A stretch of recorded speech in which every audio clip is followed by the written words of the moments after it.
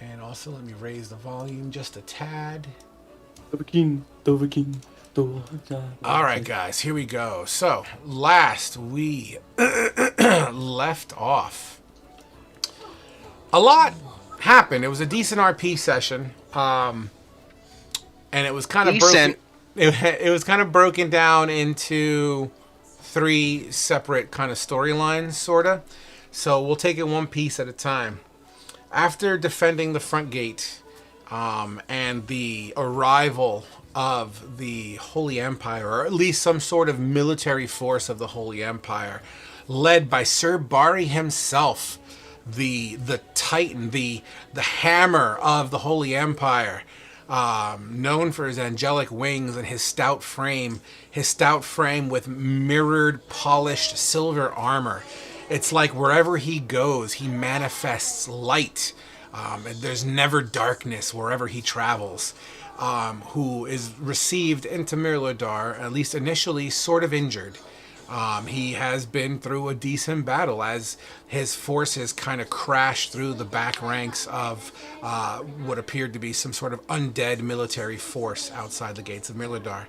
Mirladar, as we all know, been under siege for at least 3 to 4 days minimum. I mean, the exact timing, who knows, but it's been a decent battle as dead dwarves lay on the battlefield, fallen off the wall, behind the wall. Medics and conscripts kind of start gathering up the bodies. You have the mourning of women and children crying over bodies. Some soldiers kind of patting each other on the back, kind of just praying to Helm that, oh, I can't believe we survived. Things and conversations that reflect a similar kind of emotion or feeling.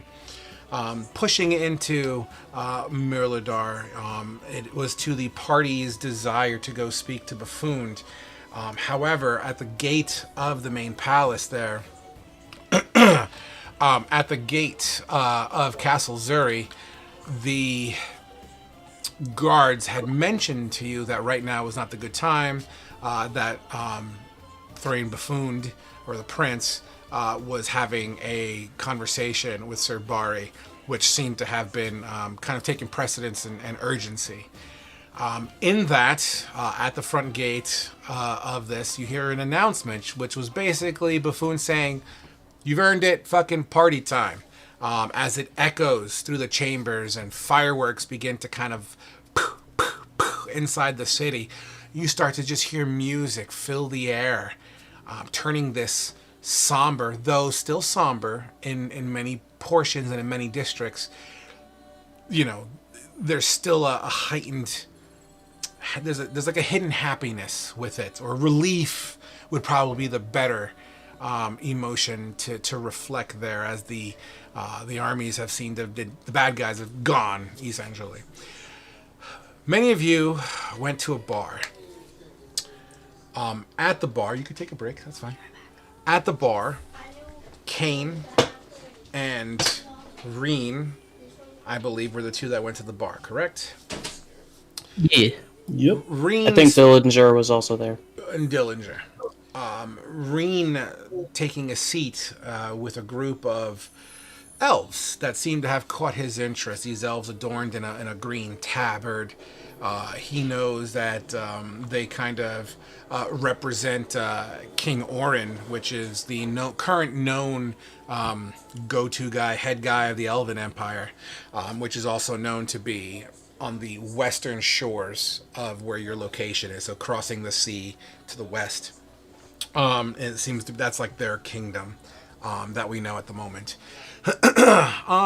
Reen having those conversations, chilling, doing his thing, while Kane himself is pounding down the ale, getting his buzz on. Dillinger partaking here and there, but I believe Dillinger also left the bar at some point to head over to the cathedral, if I'm not mistaken. And we'll get to the. I think I went to the. Oh. Go ahead. Go on. Sorry. Please. I was gonna say, I know I was with Asher until after he was done the barracks, and then I think I went to the bar, and then from the bar to the cathedral when the whole announcement happened. Correct, and you guys went to the barracks to kind of help out and assist in any way you can.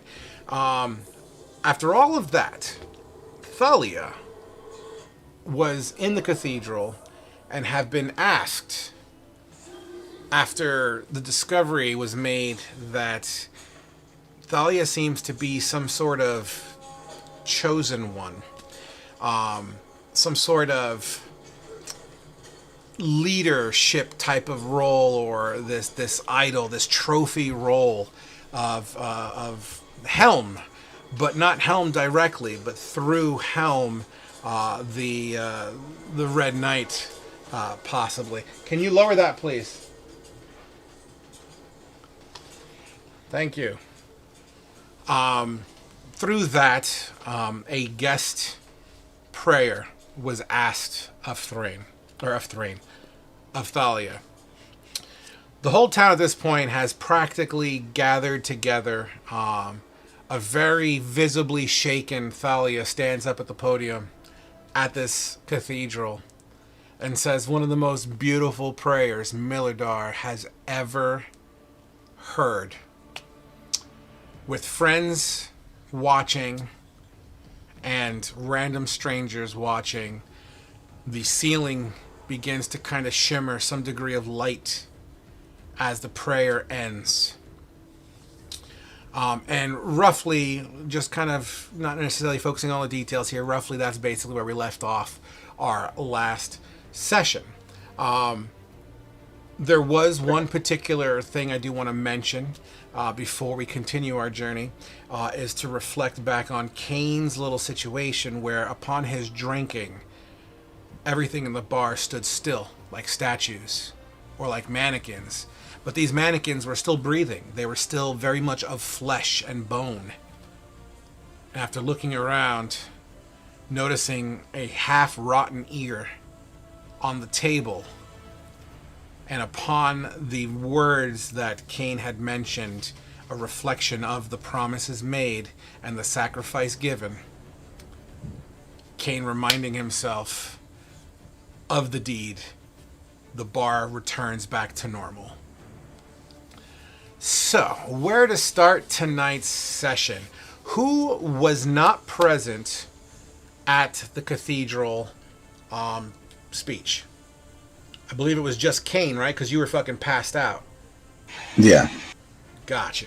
So, we're going to start at the cathedral first then. So, Thalia, spotlight's on you. After this speech, after this marvelous, moving words of wisdom, the entire cathedral erupts into this just monstrous roar, this thunderous roar and hum. Prayers, claps, cheers, huzzas can be heard throughout this entire district, and everyone that's on the outside trying to just get a peek at you. I want to know where Thalia is at right at this point in time. Shit. I don't remember, the mindset is still... She's still very much, still very nervous. But she's kind of like... She did it. The weight is... She's still up in front of people, which is still a problem. But she did it. And she feels like the weight has kind of been taken off of her a little bit. And then, she also feels like she, I don't know, like she's breathing heavily, like she's almost been holding her breath.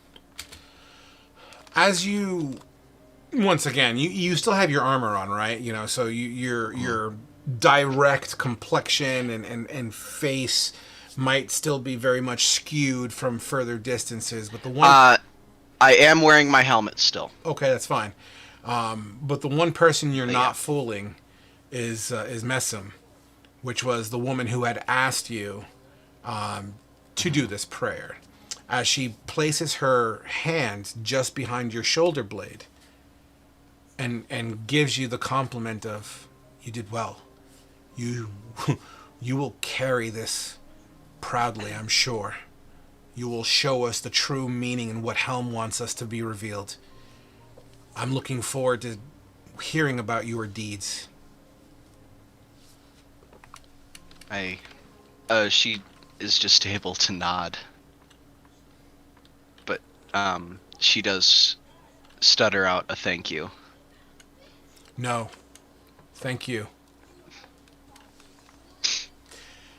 In the crowd, Grognar staring at this kind of interaction that it's just still cheers and prayers. You can't even hear what's going on stage at this point in time, but I know Grognar and Asher practically near each other. If I remember correctly, Asher has a kid in his hand or like leaning on him or some shit like that.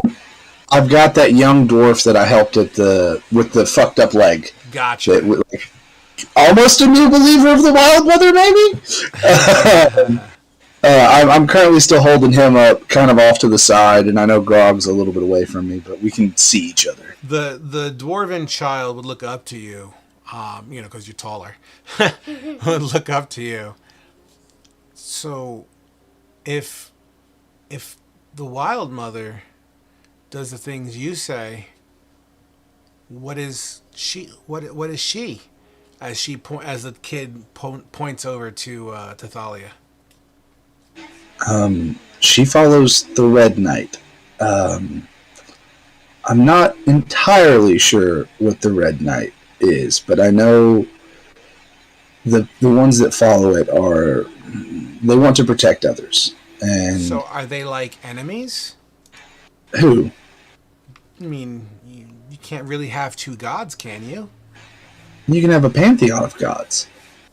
Oh. They're just...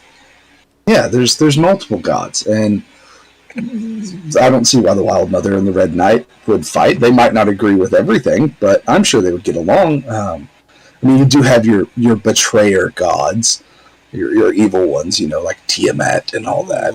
But Tiamat, that sounds scary. Yeah, she's angry, multi-headed dragon lady. Okay, stop. That is scaring me. Yeah. But no, I mean, there's a whole plethora of gods, and, just because you believe one god doesn't necessarily mean that your god doesn't like the other ones. Well, what god does that green guy represent, then? Does everybody have a god? As he points over to Grognar. I mean, generally people, like groups of people will have a god that they follow, or gods or goddesses. But I think he believes in a god named Karim. I don't know. It's a little weird, and between you and me, sounds kind of cultish. But he hasn't done anything to hurt anybody. He likes to heal people, so the guy seems kind of okay. I don't know anything about him. He's literally the only person I've ever met who believes this guy. In the background, go pretty lady! He still needs to learn how to socialize. These gods are just so confusing.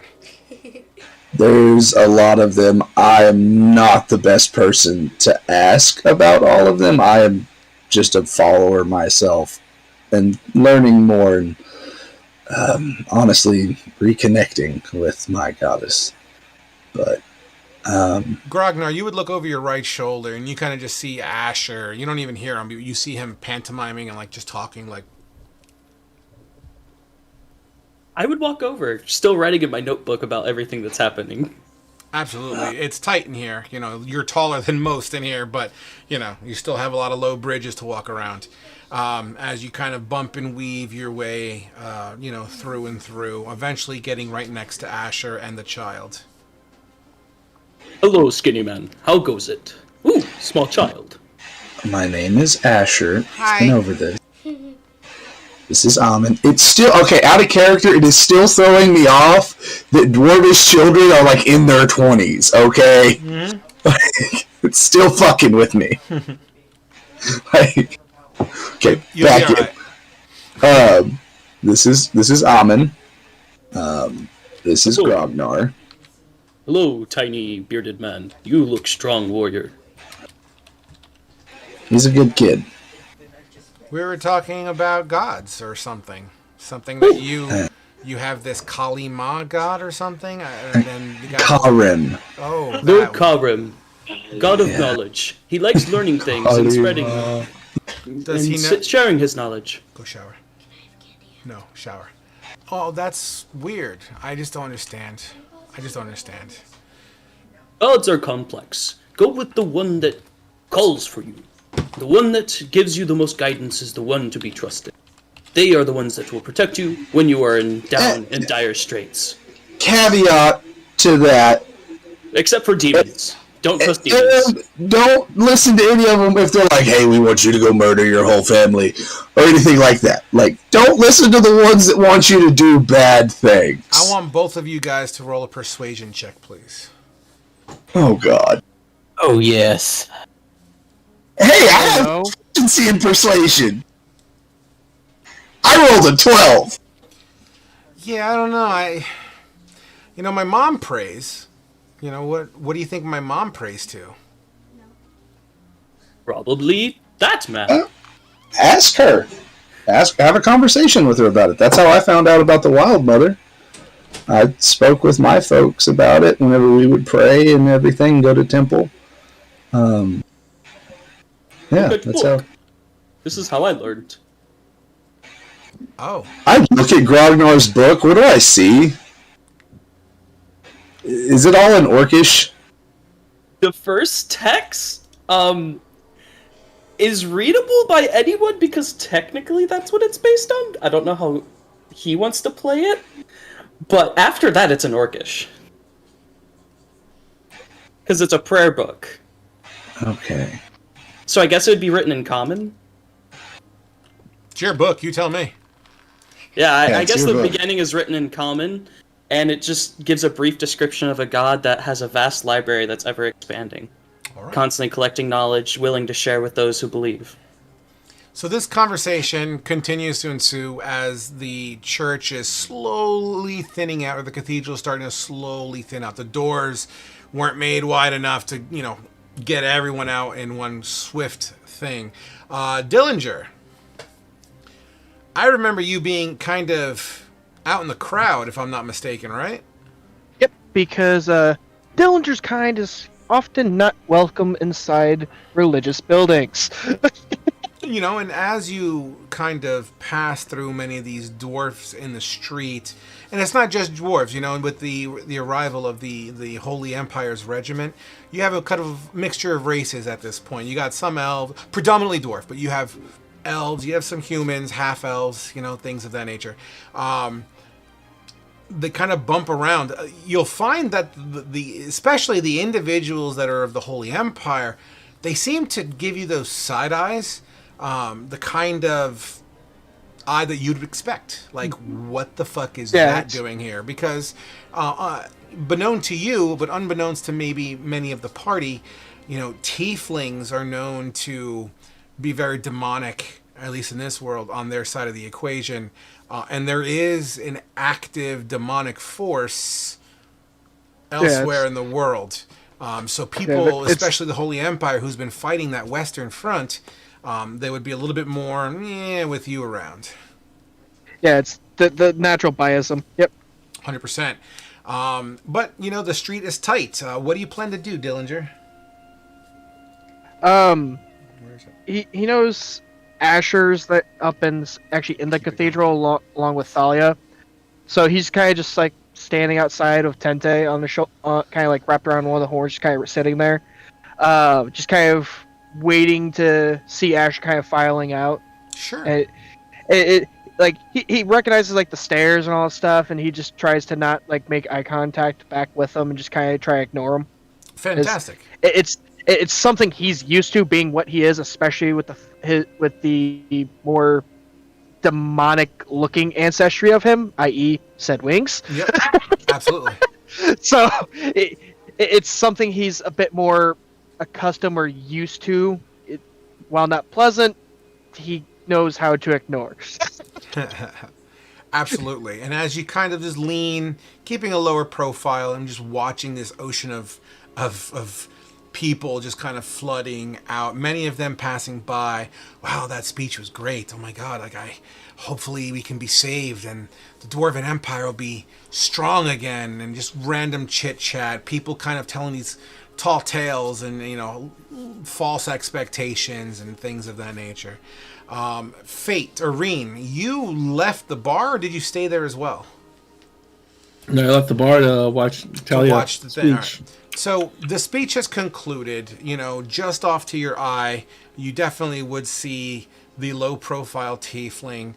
You may manage to make your way where you can see into the cathedral, so you would see Cathalia up at the podium area behind that, or in front of that large statue of Helm with the fucking mighty fist. Give me a perception check. Fate, Reen. Come right up. Roll again because it's whispered. Unwhisper your sheet. Oops. Hold on, bringing it back. Excuse me. That was the weakest burp I have ever heard. You're not Because I was excused trying for not- how weak it I was was. You're right, but I was also trying not to burp, which is why I was so weak. Oh, fair enough. Thank you. With a 15, you're also kind of doing the cool chill thing, Reen. You're leaning up against the wall. You're watching people swing by, yada, yada, yada. But you look to your left, and you see a cluster of green tabards kind of walking through the streets. It's almost as if they were listening to the speech as well and have gotten their fill, and they're heading towards the gate area. I'm gonna pursue. Offering goes. Sure. It takes a little bit. Like I said before, the streets are crowded. Think Mardi Gras, right? The streets are crowded. The music is blaring. You got people in the streets dancing, some confetti here and there. But as you kind of dodge and weave through people, you're catching up one body at a time. You get to just about where the battle was, the front gates. As these green tabard elves kind of shift off to the left, it looks like they have entered into this building, and out of the building you see like giant chains kind of coming out of it. It looks to be some sort of like gate control, but they start to disappear into that building. I'm gonna go inside of it. You go inside, and quite simply, you have a dwarf at a table with some parchment. One of the elves can be overheard speaking about their, signing their leave, basically, making preparations, as it seems that Mirladar likes to track all military forces' comings and goings. And as you see these elves hunch over with the quill pen and begin to kind of scribe some sort of notations, the one that's in the back of the group of like 5 kind of looks over his shoulder at you. He stays quiet as he just looks at you. I'm gonna just nod my head and say hello. So I speak Can we help Elvish. Yeah, I'm interested in what your destination's gonna be. you? Well, back home, clearly. It seems here we fulfilled our allegiance contract until the next time we are summoned. Until then, the greenskin front on the western side of our homeland is something we must return to. King Orin demands it. Interesting. How bad are things there these days?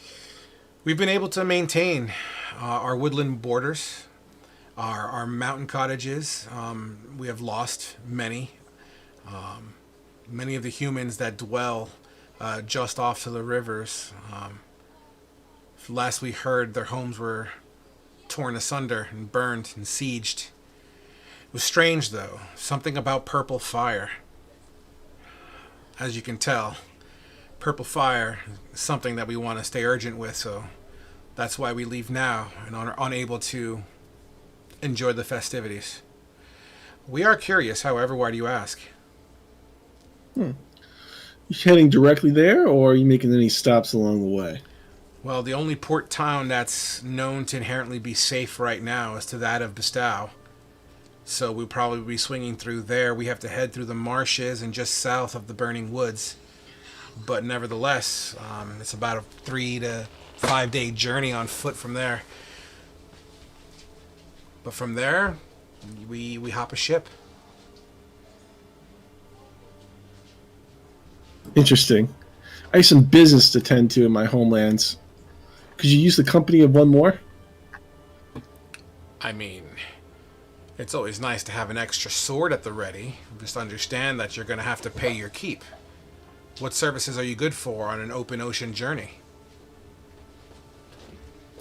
Good with a blade. Strong enough to move and handle whatever's needed. Can you fish? I've dabbled. Can you cook? It'll be edible. And he turns around and kind of converses with the other 5. You could hear whispering going on. It's like, I wouldn't even call it whispering. I'd call it more light talking.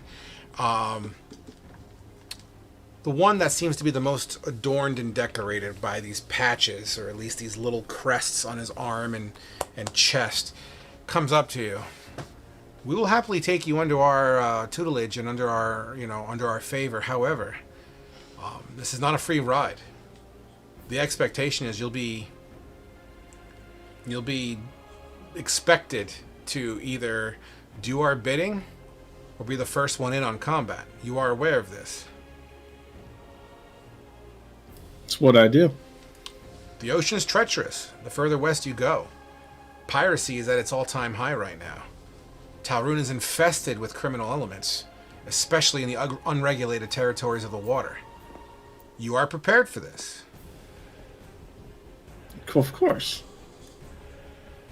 What do you need to get going? When are you leaving? Right now. Pen, paper, in 5 minutes. You need pen, paper, and 5 minutes? Yes. Meet us just south of the gate. We will be there waiting. As soon as the cloud crosses the sky, we leave with or without you. Alright. He's gonna sit down and write a note. And I'm assuming the dwarf that's there is I mean, you could ask the able dwarf, to deliver it. unless you have paper and pen on you. I'm gonna ask the dwarf if he has any paper.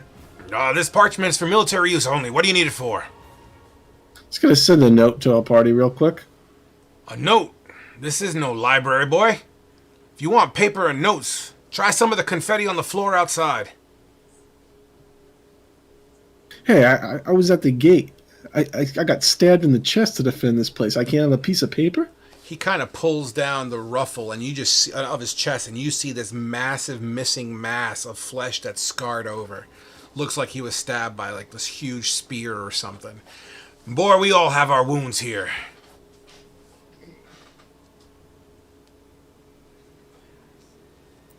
Well, if I can't get paper, perhaps a verbal message then. If you could be so kind to deliver. Will it get you out of here quicker? Get me. I'll be out here immediately. All right, what's the message? I need to deliver a message to Kane that who I've been traveling with him. He's working for the prince. That I have business back home to attend to. And I wish him the best of luck and gift him this golden statue for my troubles. You hand the dwarf a golden statue? Yeah, whatever I won from the event. I remember. When I grabbed the pig. Yep. Because I believe I don't have... It's a statue of Helm, if I'm not mistaken. Yep. Because I don't have anything special. Reen doesn't have anything special on him other than that, so... Okay, the dwarf extends his hand as he kind of grabs it. Oh, well, that's fancy. And this is for a Kanye? Kane. Cane. What does this cane look like? Hey, black, gray black hair. Giant Slayer. I'm sure you'll know him when you see him. Wait. Gray and black hair, he was at the wall? Yes. Was he the one surfing on the giant? That would be him. Oh, the Giant Slayer! Huzzah to the Giant Slayer! Huzzah! Yes, I will absolutely deliver the message. That you left. Yep, to go home and to take care of some that's right. things. Go home, take care. Yeah, okay, gotcha. Yeah, go home, take care. And the golden pig. And the golden idol. Yeah. as he kind of puts it into his pouch. Is there anything else? That's it. Okay. As promised. Got work to do. Good day. I don't think Kane's getting that idol. I don't think so either. I don't think we're getting the fucking message. I don't think we're getting the fucking message. Awesome. The idol. So, so Kane, you exit this little gatehouse, right? And to your left is where the gate is. The elves have since left the doors. The sun is out here. Like, you have access to sky and sunlight here. That's the kind of side of the city you're on. And you take a deep breath in, and you kind of just raise your head up a little bit. You could feel the warmth of the sun kind of just slowly massage your left side of your cheek. And you turn to the door, and you start walking. And you hear your footsteps click under your feet as you march across these stone floors into this kill box. The doors themselves still closed, but within these big doors you have the little exit doors for single passage people. What is Reen thinking right now as you walk closer to this main gate? He's thinking, finally, I'm out of this shithole. And he walks off into the sunset. As you He open, didn't want to leave door, one. Sorry. That's all right. As you open the door, those 5 elves in green tabards are no longer 5 elves with green tabards. These 5 elves have grown into about 15 to 20, as it just seems like, they are just meeting there. They greet you in a traditional elvish mannerism, a salute of sorts, but kind of like a civil salute, not necessarily a militaristic one. Are you ready? Have you collected your effects? Ready to go. I hope you have no one you wish to say goodbye to. You may never see them again. Well aware. Well then, unit. And then in Elvish, he begins to spatter off what sounds like military commands. And they start ranking up 3 by 3 by 3 as they start marching off west towards the tree line across the currently fucked up battlefield. Back to the bar. Kane, you're woken up with a splash. Whoosh, as something gets dumped on your face. You touch your face, and it's disgustingly slimy and brown. What happened? You sniff it. It has a very potent odor of like a tobacco, like a chewing Oh tobacco. god! Okay, hold on. You just dumped a fucking spittoon on him. Oh, Yeah. The one dwarf with the black hat, laughing and cackling above you. Welcome back. Looks like you can't hold your liquor. oh. Hold on. Liquor, I barely know The her. thought of that is making me physically ill. Yeah, as a guy who used to dip and has drank his spit bottle before, Oh God, no! yeah, I'm What about the to. fuck is wrong with you? I was drinking a Dr. Pepper, using an empty Dr. Pepper bottle, and mixed the two up, and Okay, yeah. You So learn am real I. quick the difference between a bottle of Coke and a bottle of spit when you're young. Real quick. Yeah, I wasn't Okay. paying attention, dude. So, Kane, as you lie back watching this dark this black-hatted dwarf just kind of cackling at you, welcome back. You need some rest, it seems. I'm fine. I'm fine. You kind of once again try to wipe your face clean a little bit, at least on your eyes.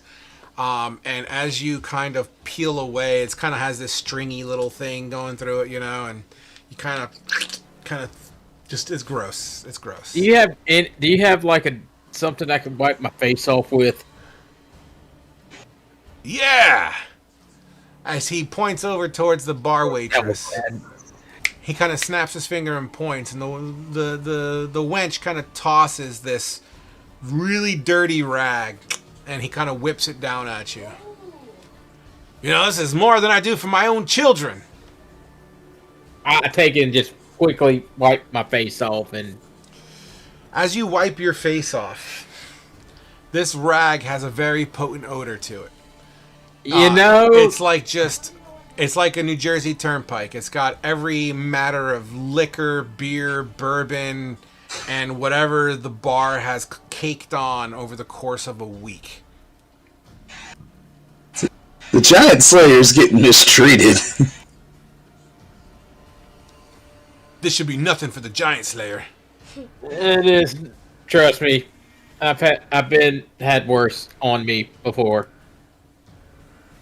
A lot worse, but He puts his hand out to help you up.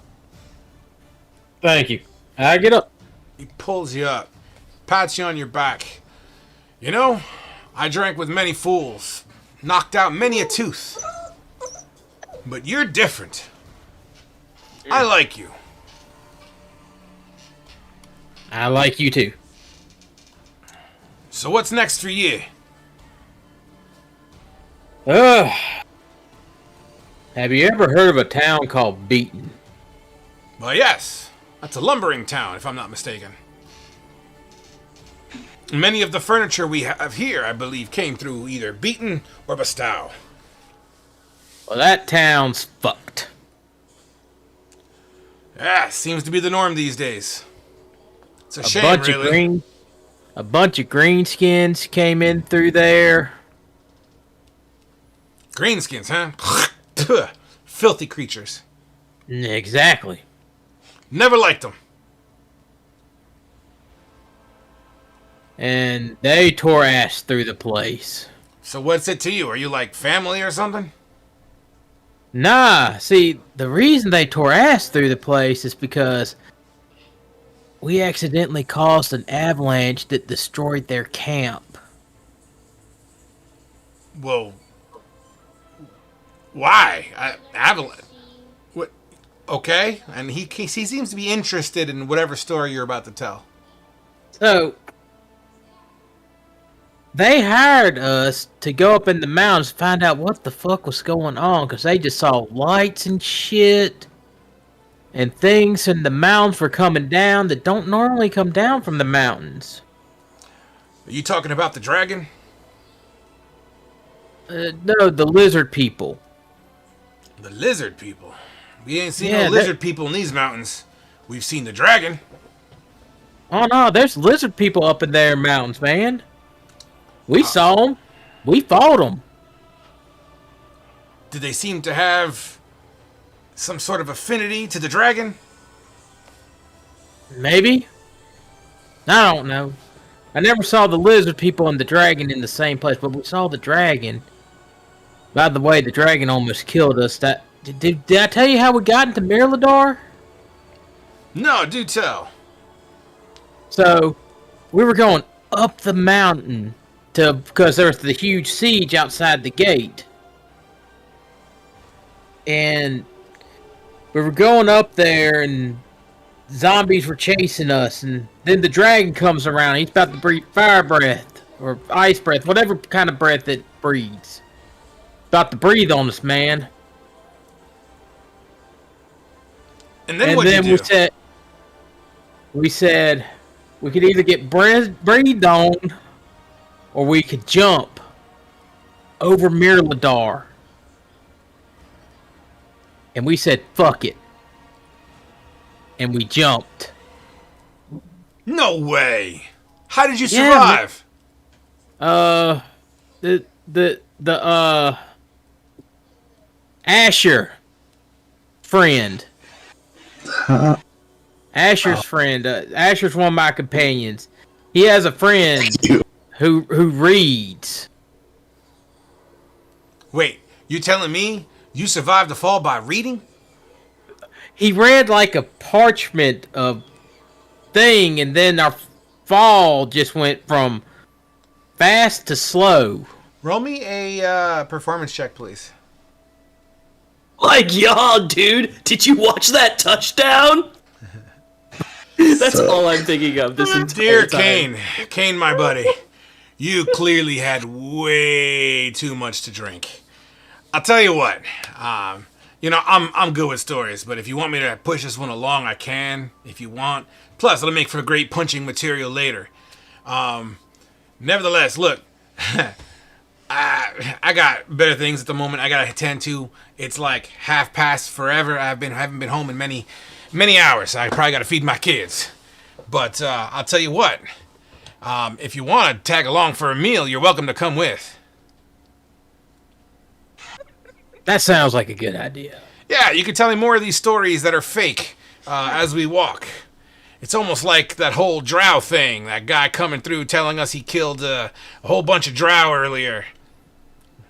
Oh yeah, in the caves? Yeah, there's a whole bunch of them in there. Yeah, man. He says he did the job or something like that, but little does he know, there's thousands of them. Oh no, we know there are thousands of them. Like, we got to this place where there are a whole bunch of these, like... Is this giant another story, bugs. Kane? It's part of it. Look, just take a deep breath in, follow me. And he kind of puts his arm over your shoulder and starts to guide you outside of the bar. I believe the bar's name was the Fiery Beard or something like that. I gotta look it up. Scorched beard. The Scorched Beard, thank you. Nevertheless, as the camera dissipates, we are going to head over to Thalia. Thalia, after being graced and comforted by Mesm, I mean, the field is yours at this point, as the lights on the top of the Be right cathedral, back. like little dancing lights, are kind of just shimmering around the top of the cathedral. Very holy-like. I think Thalia just wants to sleep right Okay. now. So She you wants to retreat. rest and You recover. retreat back to the rectory. Yeah, I think so. As you take your leave, you kind of from the podium to the door is like 20 to 25 feet. And as you attempt to take your leave of the podium, you start seeing like people gathering up a little bit. Like there's been some time spent where they have moved closer towards the podium, so you like a crowd of sorts. One of them takes their cloak off and throw it at your feet. So you kind of like, he's trying to get you to walk over it. Another one kind of holds a younger dwarven like newborn and kind of like lifts it to you. Please, milady. Please. She cannot hear the voice of her own mother. I cannot heal such a thing. But you have been blessed by Helm. I'm just a warrior. Oh. Okay. Well, I'm sorry for the intrusion then. And she turns around and slowly begins to walk away, even though you don't see the tears starting to well up. But she continues to walk down the steps very slowly towards the main door.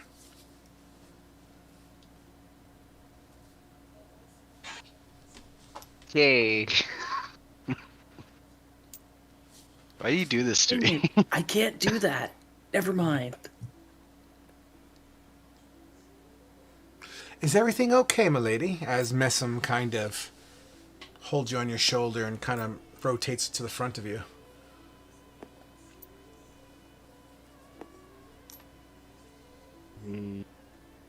Just destroyed somebody's hope. Well, you're a beacon of Helm. Why would you do such a thing? What happened? I can't heal. She asked me to heal her child's death I can't fix that. Yes. Can't fix most things. Not everyone is well versed in the tutelage of the spiritual world as well as the holy. You know, it can manifest in many different ways. Some through the touch of light, some through the warmth of their voice. It manifests differently. Perhaps yet you have yet to find exactly what your gift may or may not be, but who knows? Maybe one day you'll be able to cure deafness, or blindness, or even cheat death itself. Who knows what Helm has in store for you? But what happened there, don't look at it as negative. As sad as it may be, use it as motivation to find your purpose and bring comfort to those that are uncomfortable. I will try.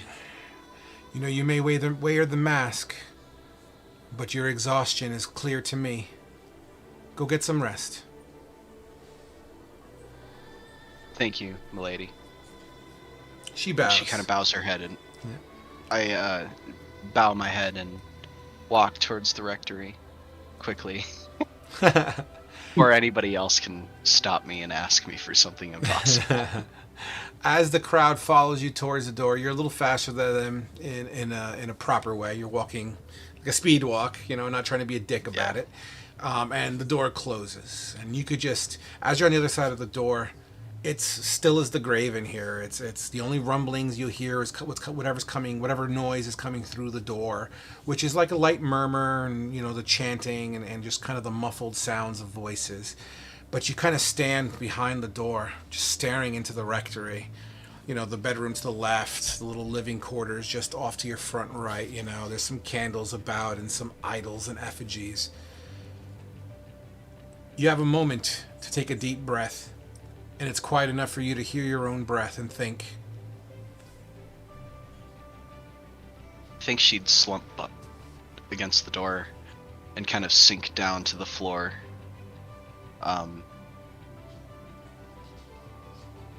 Really, really deep breath out.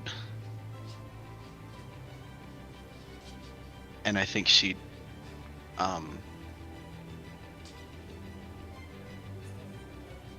sit there for a minute and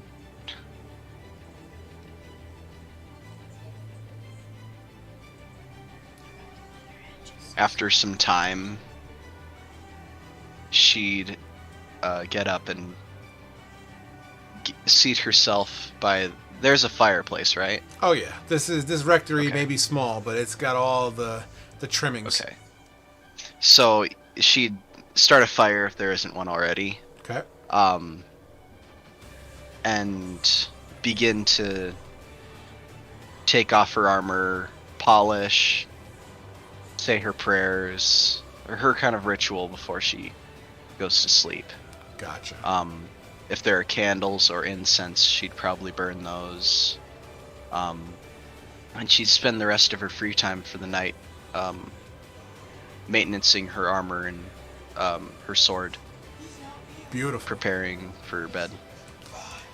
And as that happens, the curtain closes on you as you begin your long rest.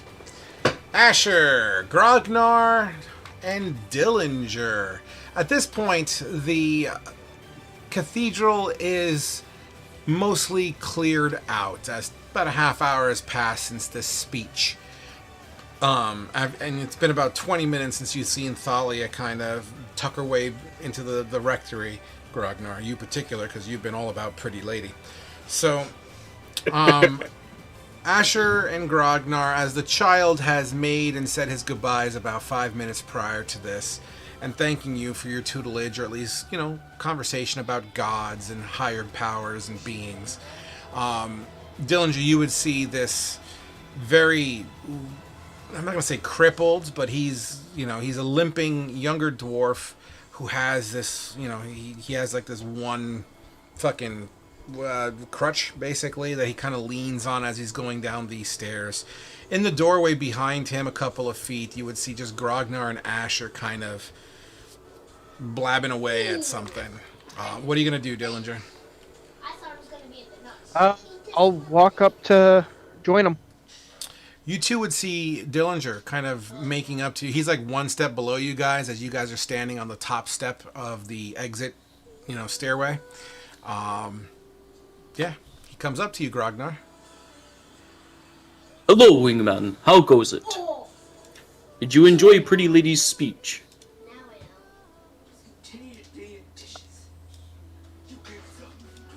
He gives everyone nicknames because I imagine your face you're making now is the same face Dillinger is making. Yeah, basically because this is actually Dillinger's first interaction with Krognar. Yeah, Asher would just sigh like Dillinger. He gives everyone nicknames. I'm Skinny Man. Thalia's Pretty Lady. Pretty sure Kane is Old Man. Oh, Old Man? Is he here? No, Grognar, he's not. Oh. So is he full orc then? He's half orc. I am half-orc. Father is Lord Karim. Grognar, son of Lord Karim. Don't ask. Nice to meet you. He'll go to shake his hand. As he kind of looks over at Asher's like, are we sure about only half? I speak don't good know. in Orc. Common, the language of the humans, not so good. I mostly know how to call fights.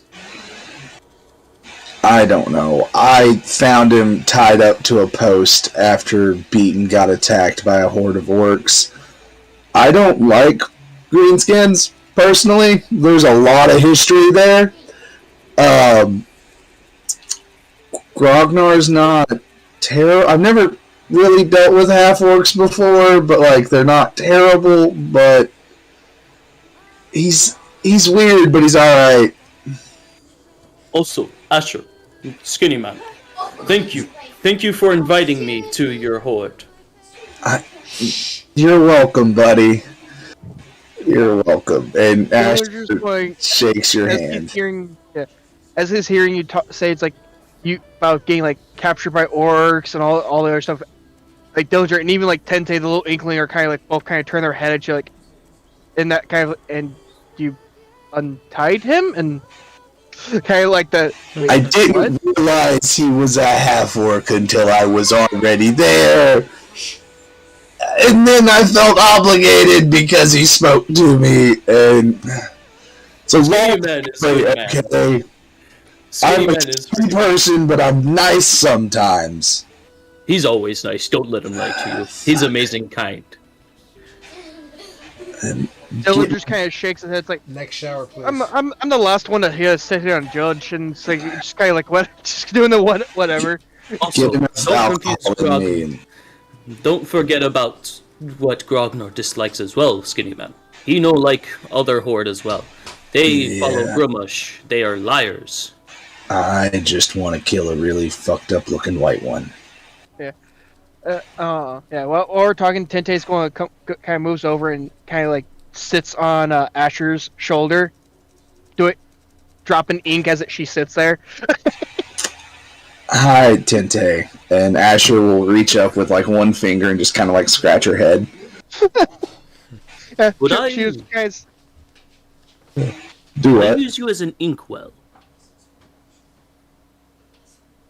She kind of turns and looks at Grognar. I need then it for my writing. This stuff's expensive, you know. No, you can't just ask another man's pet like that, man. Okay, no. So as Grognar like kind of holds his hand out, she kind of leans over and just spits into his hand. There's now just a blob of ink sitting in his hand. Oh, this is good. I pull out my little ink thing and start rubbing it off it. Frog, what time of day is it? Because I know the attack was like early in the morning. Yeah, but and the time that's been spent, the marching through the streets, the partying. Let's call it noonish. Okay. I'm gonna check on the cat. I know I just fed it before the speech, so.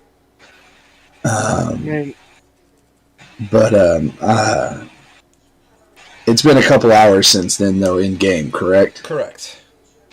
All right. Speaking of pets, I need to go take care of mine. He's hungry, probably.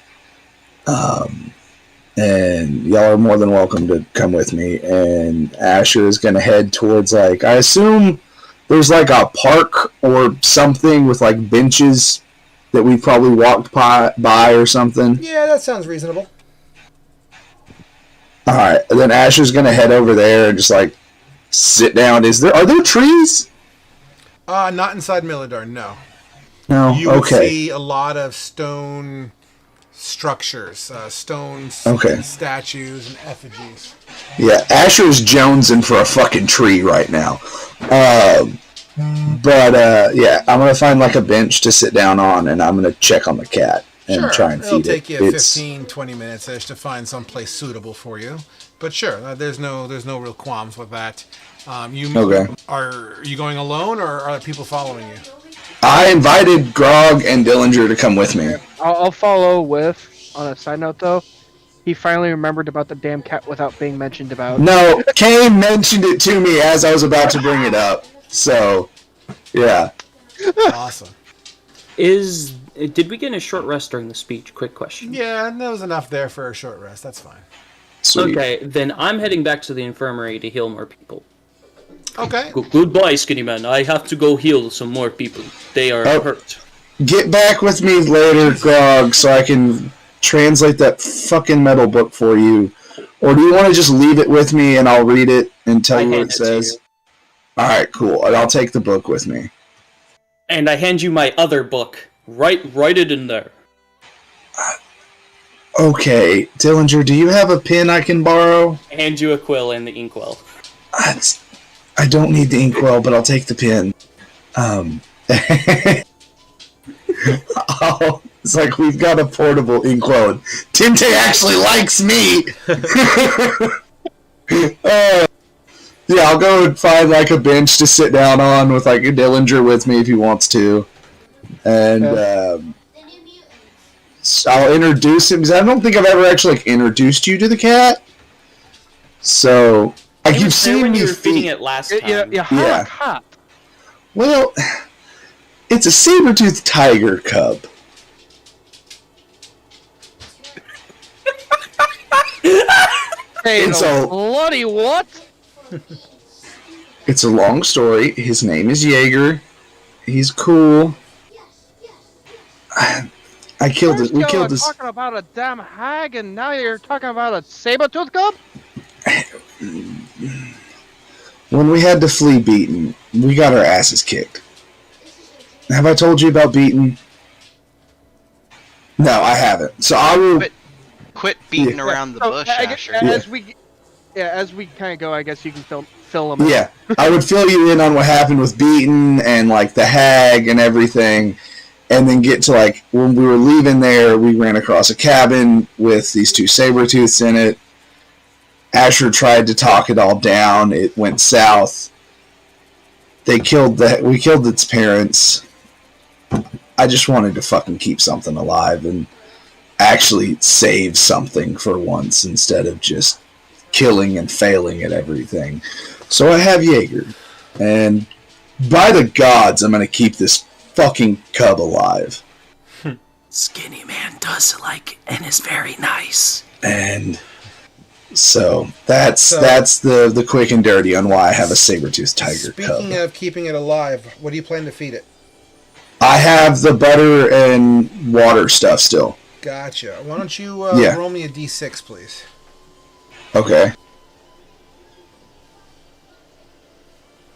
You have A 6. 6 more feedings worth of those supplies. Okay, cool. Okay. But nevertheless, you guys tuck away into a cave. You guys tuck away into like a park-like area, a park for dwarves. Clearly, it goes like a stone jungle. There's definitely melodies being heard here. People having a grand old fabulous park. But out of all places, it seems to be one of the more secluded areas, even though there's still Mardi Gras just on the other side of the damn, wall. Nevertheless, as you guys continue to do that, Kane, as Black Hat Dwarf, kind of has you under, come on, follow me. You look. I'll be right back, guys. Okay. You look at the black hat dwarf. And he's kind of just chatting it up, talking about just random random shit, right? And you start to see his neck bleed as if someone slashed it. But he's still talking to you. What's wrong with your neck? What? There's blood. Where? Bleeding. Where? On your neck.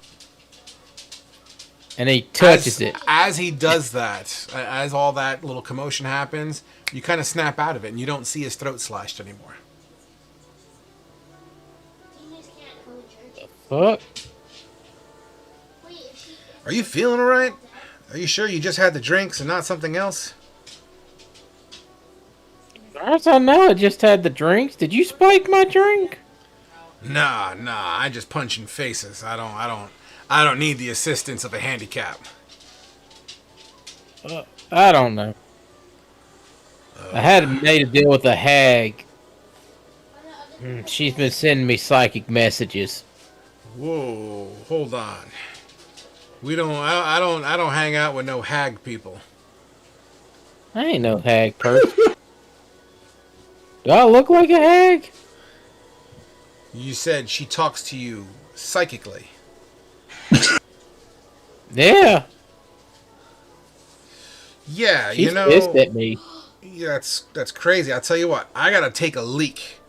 I'm gonna hop. I ain't never seen this guy again. I'm gonna hop a squat real quick over here at the outhouse.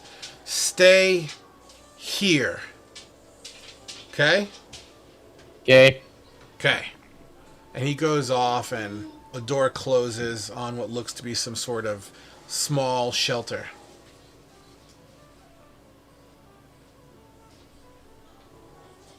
One minute turns to 2 minutes. 2 minute turns to 3 minutes. 3 minutes turns to 5 minutes. 5 minutes turns to 10 minutes. You got left. 10 minutes turns to 15 minutes. 15 minutes turns to 20 minutes as you continue to stand in the road. That's one hell of a leak. How drunk is Cade? He's pretty well fucked up, man. And mind you, he's still pretty inebriated considering that he passed out because of the chugging he did, and it hasn't even been a full hour since he's passed out. Yeah. What are our odds of finding his big ass again? I'm sure you'll trip over him at some point. Right. Damn it. Why does everybody always leave me? Oh, wait, no. She left me because of me.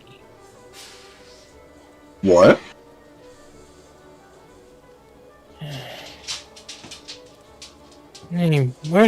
Where's Asher? Asher's my buddy. King starts walking off. You walk. He's gonna go look for Asher. You walk down the main street. You walk back down the main street towards the west, what's known as West Town. And as you get back to the barracks, you'd run into Grognar, who's on his way into the barracks, which has also been converted to the medical tent from earlier, or the medical building. Grognar would absolutely recognize your drunk ass. Ragnar! Hello, old man. Not that old. I'm 19 systems old. This many. You're not 3. No, this many. You're 35? 53? I can't tell. You're doing it very weirdly. Exactly. Oh, you're drunk. Okay. Possibly. Do you need help with something? I got to go heal some more dwarves. Where's Asher? He's at park in that direction. That direction? Yeah, that way. I split off with him that way. Oh, thank you. I head that way. I had the way that Grognar was pointing. Fuck. It's like, instead of where's Waldo, it's where's Kane's drunk ass. He says he's heading that way. The question is he really heading that way, or is he heading that way? Yeah, like, in which one of, like, the 3 versions of Grognar's hand you saw? Yes. Well, I pointed in the direction because I don't know what direction Yes. to... Yeah, but have you ever been so drunk you start seeing double and triple? That's probably where Kane's at right now. He went 1 tequila, 2 tequila, 3 tequila, floor. I turn his body and say, go that way. I mean, his reply to which of one Oh of no, dude! Ragnar's Never turn a drunk person. How No. close am I to the barracks? You're like just outside. Is there any like soldiers right now nearby that This are whole like standing town's guard? filled with soldiers. Standing guard by the doors. Yeah, let's just say 2. I ask one of them if they can direct the giant slayer towards the little park. That way. He's drunk. He can't get there on his own. That way. They're dwarves. Like, they wake up drunk. I'm about to say. Is there any chance you can have somebody take him there? Negative. We have our orders, and I don't think we. He's walking away by this point. He's off. As While they- they're having this conversation, Kane's walking away. Absolutely. Anyways. So Kane, the streets once again. Actually, hold on, Grognar. So as they say, basically no. I assume you go inside. I say, oh well, he'll find his way eventually. I must go heal some more people. Roll me like 2 or 3 medicine checks, just to represent what you're doing inside the barracks. Okay.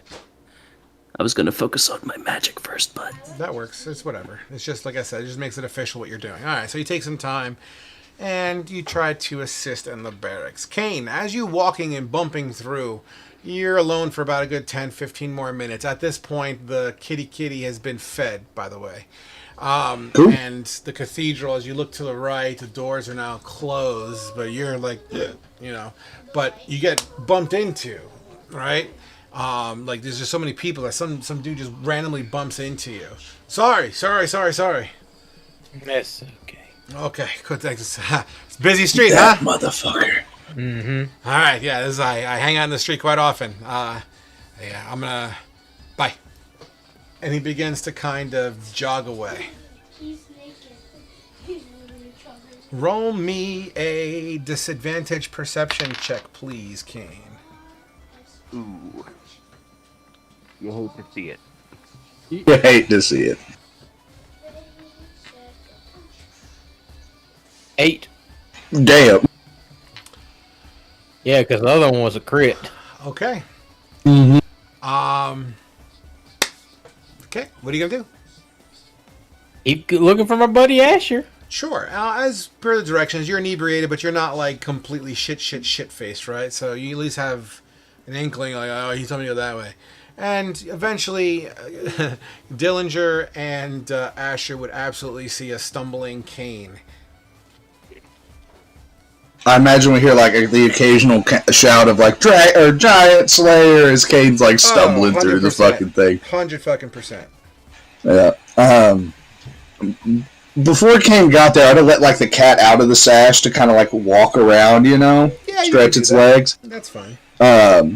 Obviously like mother henning over it, but once I start hearing that and I see Kane's drunk ass, I would scoop the cat up. Dillinger, it looks like Kane's drunk. We're gonna have fun. And I'd start walking over there to Kane. Asher, What's up, buddy? How how are you? And you still got like remnants of like, Oh, he hugged you. I am a dexterous motherfucker, and I swim move out of that hug. Because you've still got like the tobacco spit on you and Eureka booze. He's gonna put his arm around you to help support you. 'Cause you are his buddy. Hey man, How you have one too many, Giant Slayer? I didn't have enough. I think you might have. Are you feeling okay, man? You look. Kane, wisdom saving throw. Okay. Yeah. As this is going on, Dillinger's going to kind of be like walking up behind Asher, seeing everything. 8. You are talking with Asher, and for about 15 seconds during whatever he's saying to you, you see for 15 seconds Asher's face slowly decay into a skeleton skull. And then, poof, back to normal. Oh. What? You okay, man? You just look like you saw a ghost. Don't die on me, Asher. I'm gonna do my you best. Can't die on me. I'm gonna You're do the my. only one who is stuck with me through all this shit. Oh god. Yeah, hey, we've been through some shit, man. But that's what Battle Brothers do. We've fought and killed things together and almost died together. We'll be friends for a while. Don't worry. I'm old, but I'm not that old. What? Excuse me? Are you a zombie? No. How drunk are you, man? And I'm gonna start like crab walking this motherfucker back towards the barracks. Dillinger will kind of wait, hold on a second. Wife? You never mentioned a wife before. What? Yeah. He already has a wife. You have a wife? I had a wife. You Oh, I'm sorry. It's childbirth or what happened? The plot thickens. Yeah. Do the back. So, turned out to be a witch. Oh. What? Yeah. And that was in character, that whole like what? I knew the rumors when I met her. She seemed like a lovely lady. While he's doing this, I am changing to where we're walking towards a fucking alley right now. And not just down the road with Kane talking about his witch of a wife. I mean, he is still better off with her than my mother was with my father.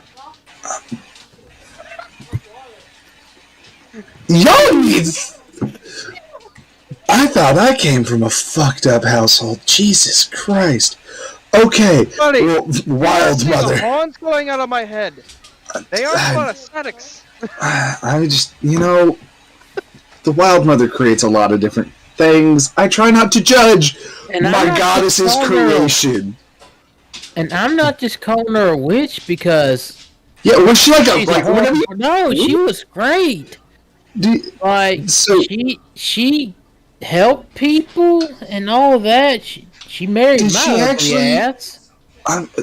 She should be a saint, but did she actually like have magic, or were you saying she was branded as a witch by the witch hunters? Time out. Would I know, like, would I have heard anything about people getting branded as witches from where Asher's from? You tell me. It's your character. Well, I don't know, like, how common is that in your world? Anything is possible in my world. So whether or not you heard it in passing, you're welcome to flavor that in as you see fit. Can I roll a history check and go from there? Sure, if you want. Just to kind of, like, see how it goes? Yeah, sure. Because I'm not entirely sure. 7. Yeah, no, Asher hasn't heard a fucking thing about that. I mean, he's heard of witches, but never branding with... So, wait a minute. She had a brand that marked her as a witch. Yep. And you're talking can cast magic like myself and Thalia and... She shit. She can cast better than you Rude. and him. Okay. Fair. Still hurtful. Fucking rude. I'm still learning this stuff, man. I was only ever kind of taught some of this stuff, and now I'm able to do She had a natural gift for it. She like wait, She like can gift do like Anatole or gift like helping. Matt, she had natural magical gifts. Okay. And you knew she was a witch when you married her? I thought that was just small town talk. You never saw the brand? Even on your honeymoon? There was a lot of things I saw on my At honeymoon. this, Dylan just starts kind of like crossing his arms and all that stuff. But a little bit due to like as he's putting things together. It's like There were two things I was focused on the honeymoon, and one the brand. Okay. No, okay, I get it. Okay, man. Well, like, can I insight check Kane to see if he's telling the truth, Insight or check. if I think he's drunk and rambling? Insight checks are not mind reading checks. They're more for looking for cues like is he blinking, is he twitching, is he shaking. So you're welcome to do an insight check. Absolutely. Yeah, I guess it's more of like, do I feel like he's telling me the truth, or just like drunk and rambling lie? I mean, that's up to you to decide, really. Yeah, that's up to you to decide. Yeah. Well, okay. he's never lied What to me happened? before, so I guess I would believe him. Yeah, I don't need the insight check. I would believe him because he's never lied to me before. So, is she dead or like? yeah. When you turn someone into the witch hunters and they come get them, they don't Wait, allow witches to live. you turned your wife into the authorities. Yep. Okay. Damn. And why the bloody hell did you do that? That's a good point. Because I was mad. Did she sleep with your neighbor?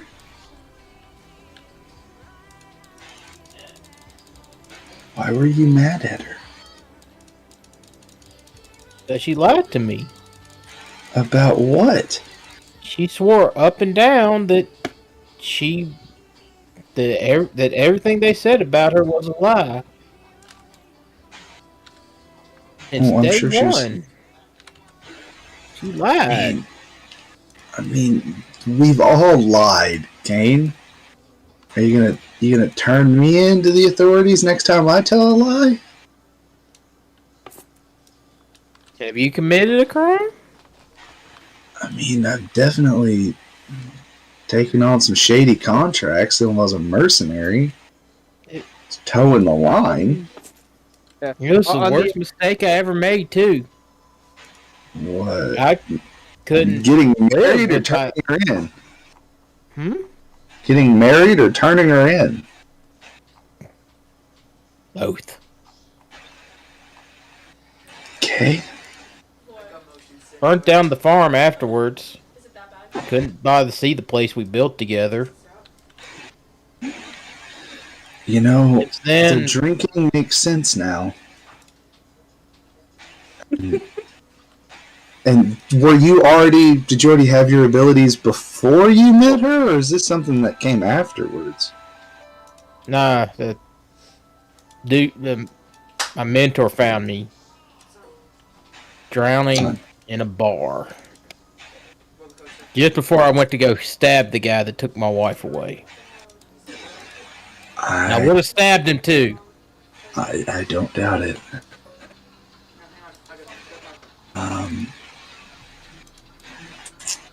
One, I think we need to do something about your I drinking. need another drink. Where's the bar? We're going to the barracks. At this Gets point, up. hold on.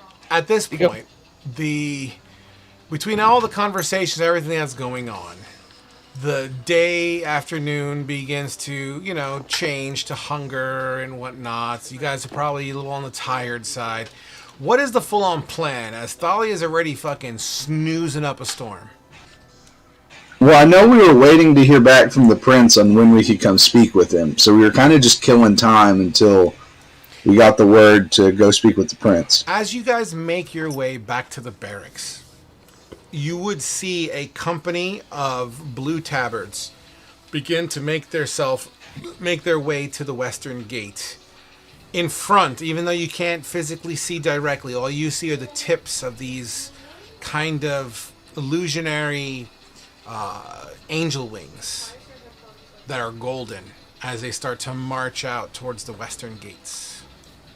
The blue tabards are the Empire, correct? Correct. Okay. Well, I guess the meeting with Bard is over with. Kane, you do know we were supposed to speak with the prince, right? Oh, yeah. I'm gonna need a few shots of courage before we do that. You're gonna need some coffee and food. You got any of that tequila left on you that we found in that cabin? No, the hag took it. Shit. She's got my alcohol. You don't...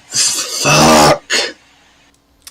As you kind of searching yourself as well, you find, Kane, the pouch on your side, your belt pouch.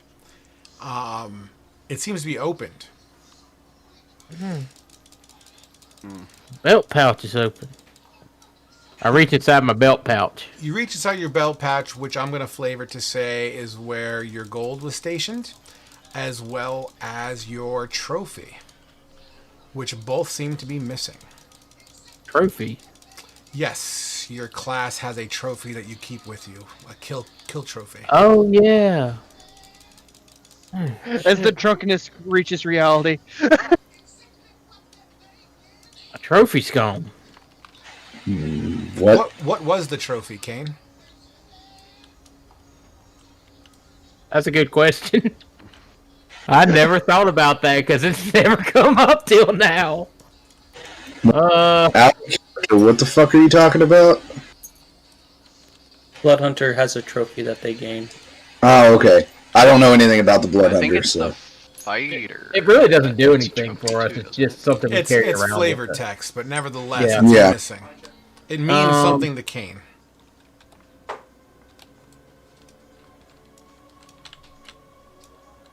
It would be... Generally something from a first hunt. Yeah, it'd been something from his first hunt and kill. Well, It'd be nevertheless, flavored back because I don't take too much time you thinking about it. So Yeah. it's missing, as well as your 10 gold and 7 silver. Oh no, my 10 gold was gone when at the bar. I spent that money on the drink. Okay. Whatever money you had on you is gone. Is that a better way to word it for you? Yes. My 5 silver is gone. My trophy. My money's gone too. I You spent had most of money? that on drink.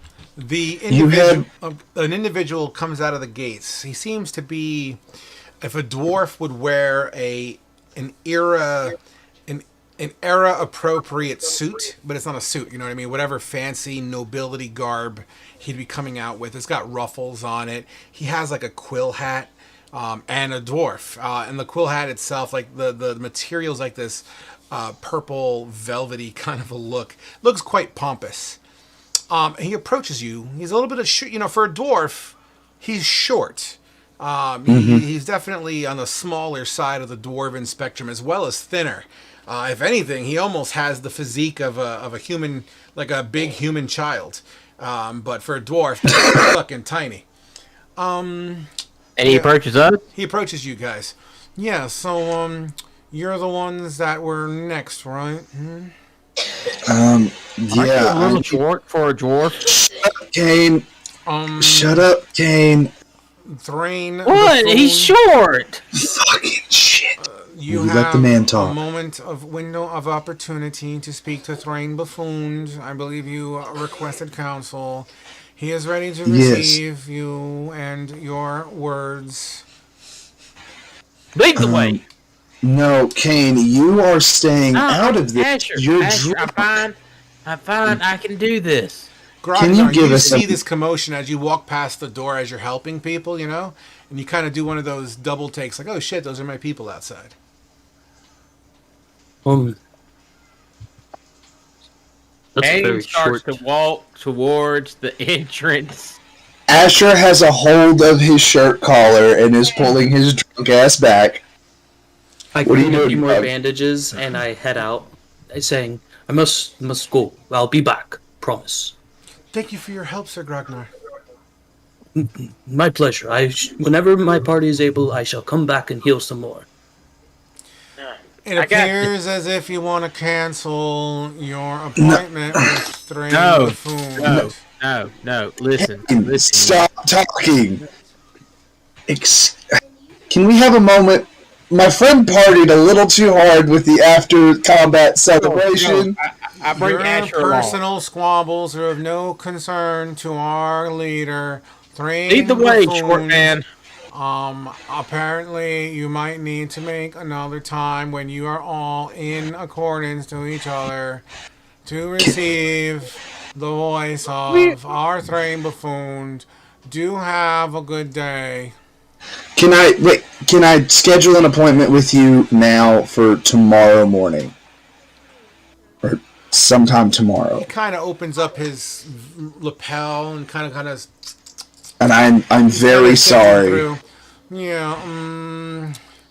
Yeah, no, this time tomorrow and all morning our beloved Thrain Buffoon will be occupied with other pressing matters of a political nature. Is there any time he can squeeze us in? We did a job for him.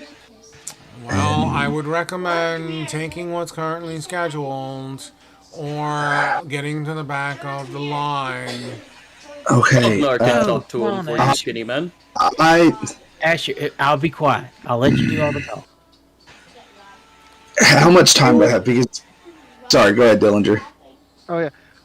We would be honored to meet the Grace, good sir. Oh, As he kind of tries, I remember just you. kind of like tries to shuffle in front of Kane. Dillinger, The you're guy scheduled to speak with the prince in 3 days. Are you wishing to bump this up and take their time?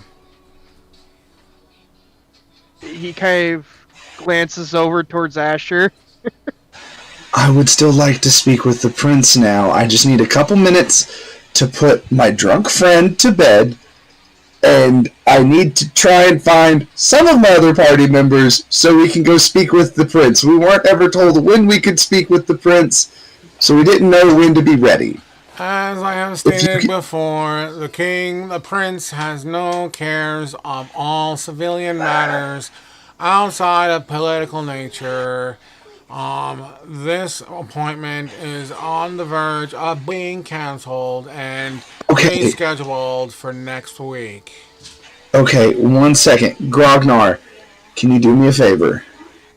If you want me to take old men into barracks, I can do that. You know Take where him everybody into else the is. barracks. Myself and Dillinger will go to this meeting because I don't know where Thalia's asleep, I think. I don't know where Reen is. Fuck! Okay, take his drunk ass inside. Myself and Dillinger will go. No, I'm the giant slayer. He'll want to see the giant I punch Kane in the gut. Oh. Not hard enough to like hurt him, but just enough to like shut the fuck up as I hit you in the ribs. And I hand him to Grognar. I just put him on my shoulder and start walking in. Yeah. Giant slayer! I am so sorry. As Grognar and Kane drift off into obscurity. Okay, your appointment is about to be over. Are you coming to hear the tutelage and the voice of our beloved leader, Thrain Buffoon? Absolutely. I would love to speak with him. Please put all weapons at the gate door receptacle and make your way to the front of the palace. Okay, Asher starts taking off his short sword, his double quiver, his longbow, his rapier, the dagger from his back. He has one in his boot, and he thinks about keeping it on him, but he knows better. He takes the dagger out of his boot and just hands all these accoutrements to a guard. Yeah. Dillinger kind of following suit, but like doesn't actually have any weapons, like physical weapons on him, or like a staff, and just like kind of like. As Asher's just pulling knives and shit out of places. Yeah. Out of character, real quick, Frog. Yeah. Is that like your base voice for any political asshole? No, this guy, he's like, he's unique. He's a secretary. Yeah, basically. Yeah, And his soul crushed. I think you know why I He's say given a that, Frog. position that No, I don't. he's At in a least position he's not that like, he can't say no there to. is but no doesn't war want. in Bossing Say.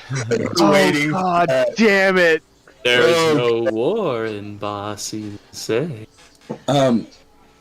Yeah, I'll keep the saber-toothed tiger cub on me, though. All right. Say I couldn't have my death kitty. Are we going inside? I guess me and Asher are. The rest of the party decided to get drunk or fuck off. All right, all right. So, You guys never Oh, told me anything. son of a bitch! as this purple threaded dwarf, smaller dwarf, he's kind of walking. Welcome to Castle Zuri. Please do not touch the gold. Trimming, we just had it all polished. As he kind of makes your way in, the guard presence here is significant. No Holy Empire that you can see, just the tabards of Miladar, the dwarven, the hardy browns, the grays and browns that represent their colors, Palace doors open up, and to both of you, actually, you recognize this way. You've been to the throne room. Both of you have been to the throne room before. So as you make your way through, about 5 minutes to walk through. The prince will see you now. Make way for the next appointment. Open up. And as these golden doors kind of revealing the golden throne room. And once again, everything in here is very much of a pounded, hammered gold patterning. The rune work in here is exquisite, immaculate. You got pillars that kind of line of not a narrow room, but it's very much a long room, and pillars on each side. You got like purple rug that kind of goes all the way to a golden throne, and behind the throne you'll see that scepter with the glowing spider gem on the top. Welcome back. Come back. Hello, we called him, His Highness, right?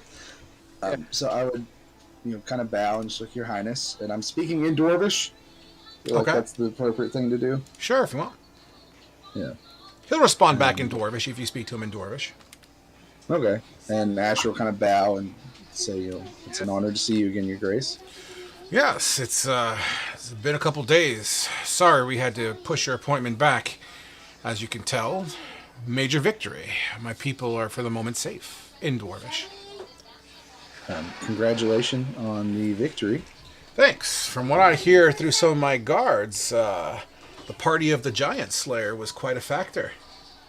Yes, and the man that killed the giant had he decided to party a little too hard and is currently sleeping off some whiskey.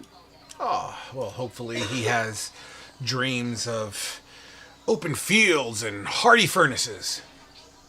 I hope so. And in Asher's head, he's just thinking that man has got some trauma. Nevertheless, I don't mean to be rude, but time is money and we're all poor, so get to the point. Yes, I believe we have accomplished our end of the bargain. You asked us to clear out the mine of the Drow. So you've killed all 1,000 of them?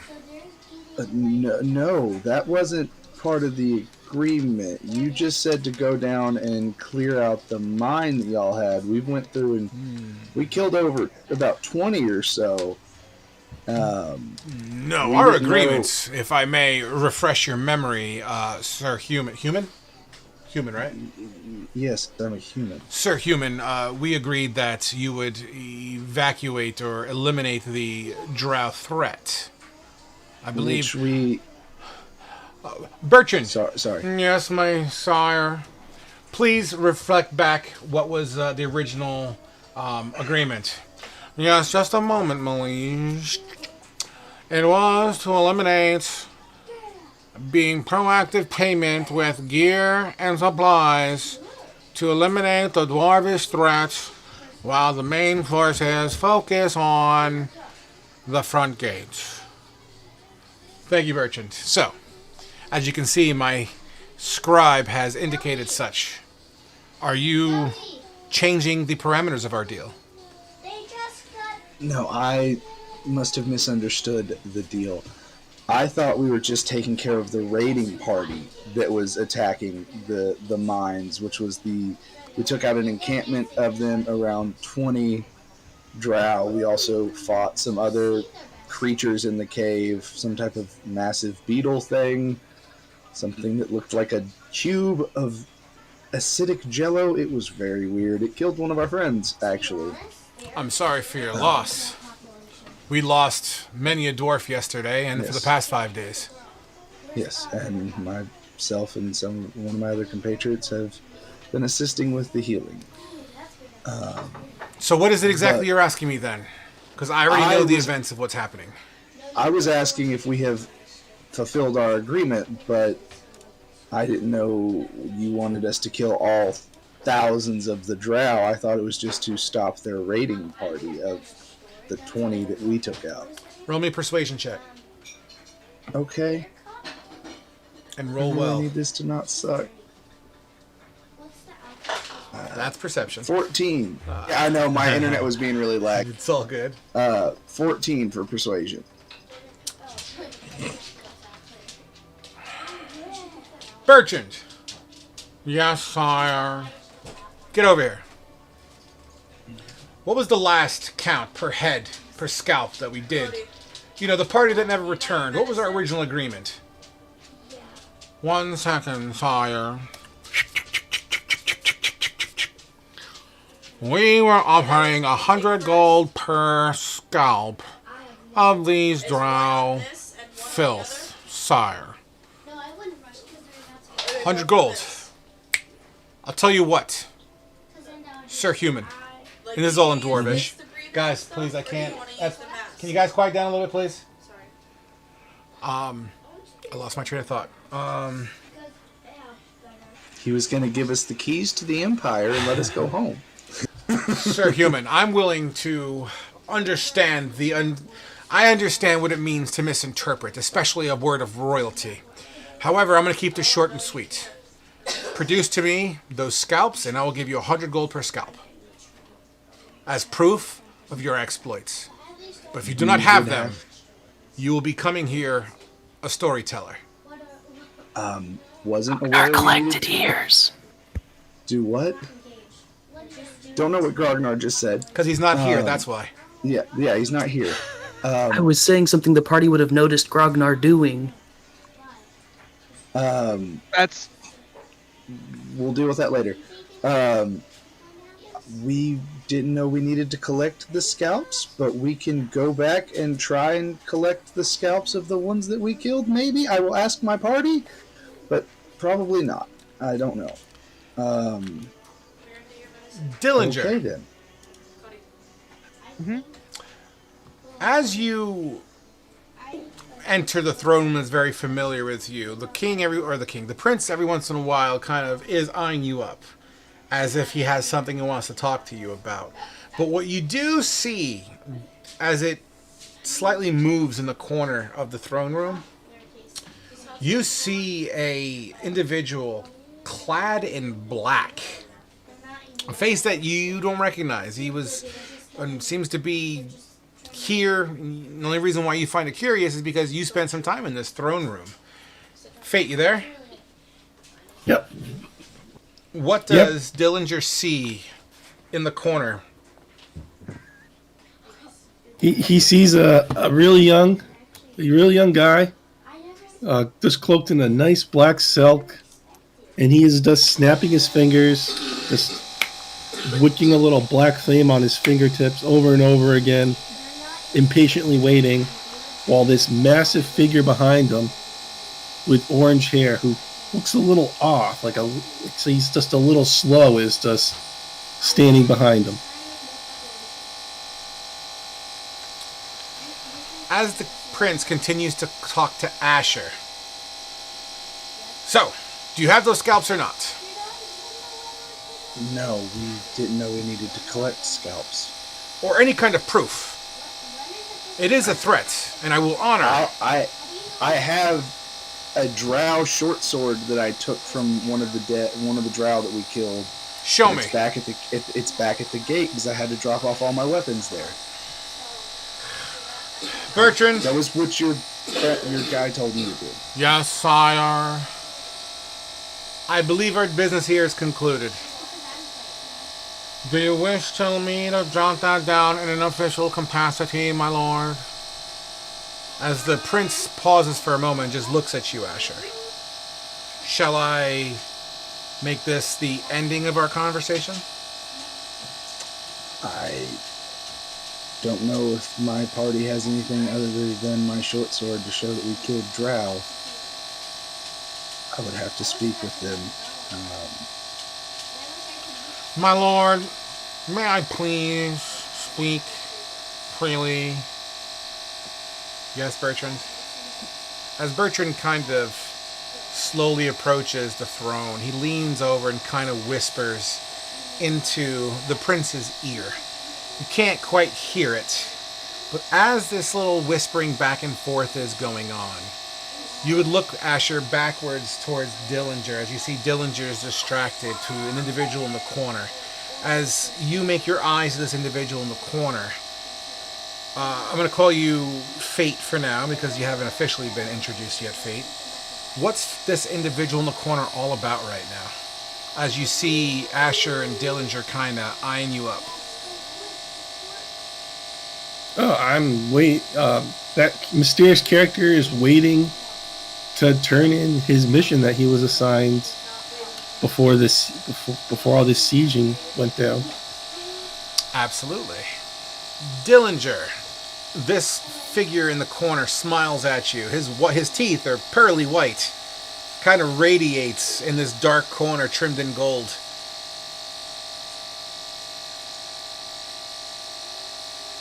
I mean, right now, Dillinger's kind of like looking over at him, just trying to figure out what he's doing here, but isn't like trying to make gesture, like trying not to pay too much attention. It's like the king's in front. King kind of the presence of a king demands you pay the hell attention. Yeah, absolutely. But yeah, no, it's like he kind of takes note of him, but again, like not sure who he is or anything. It's like trying not to pay too much attention. Did you say there was a creature behind? No, it's the figure on the table.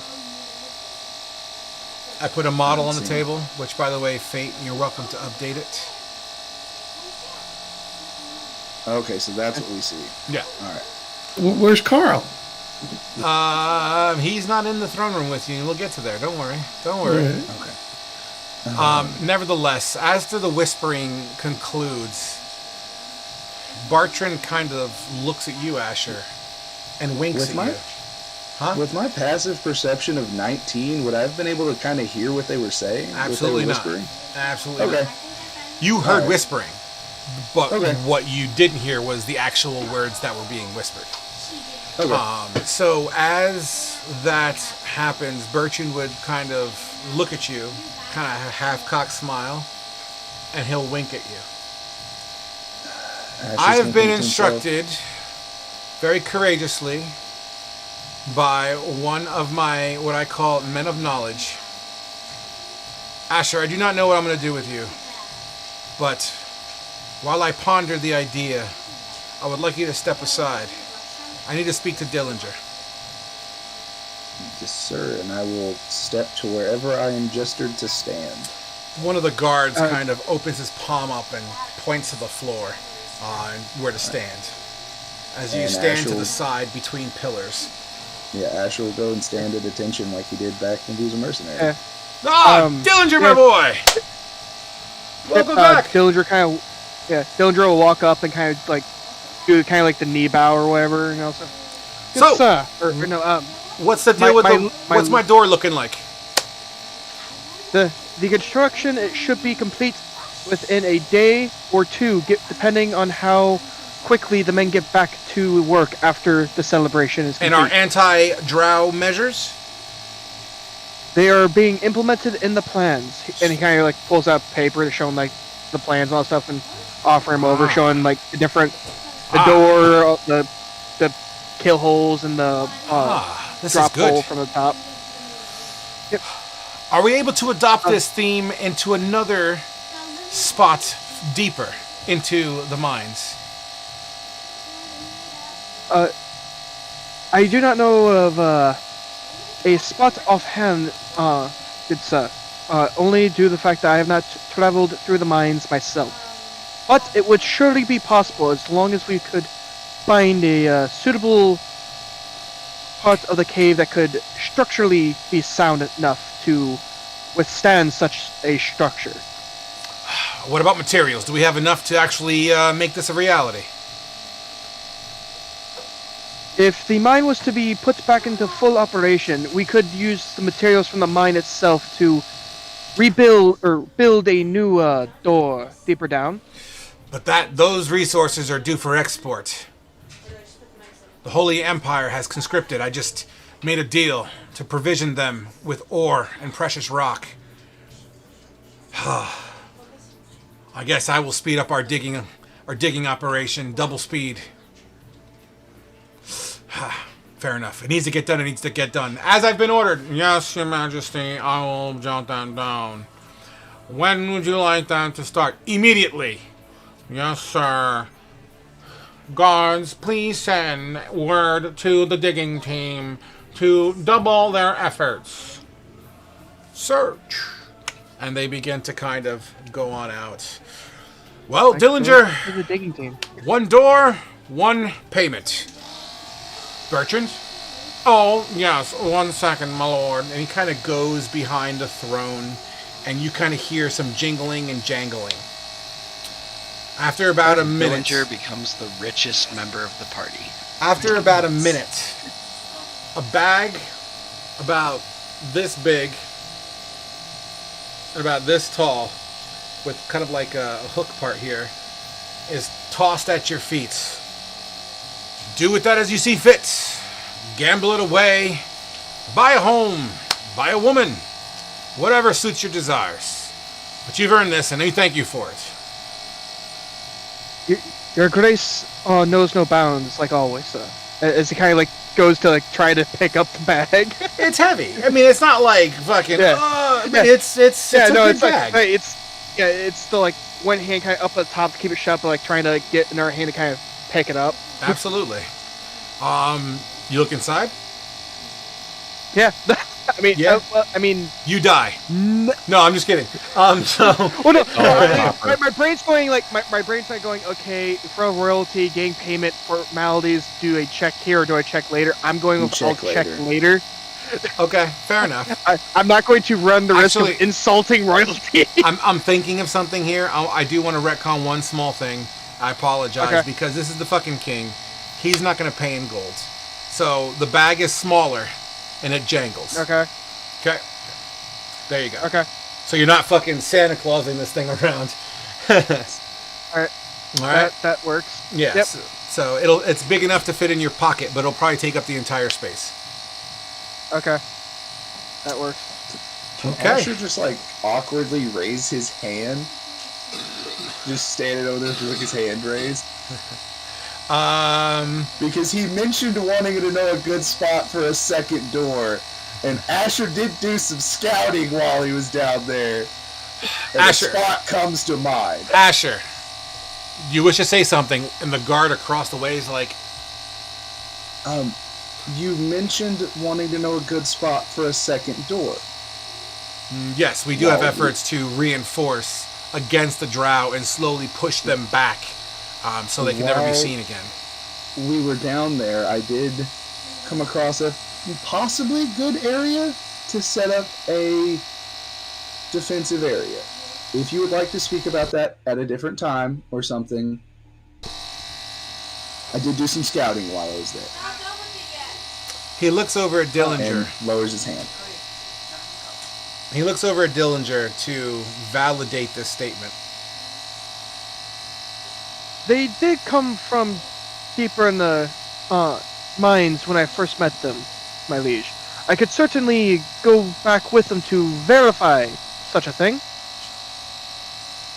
Just you two? He'll kind of look back over towards Asher.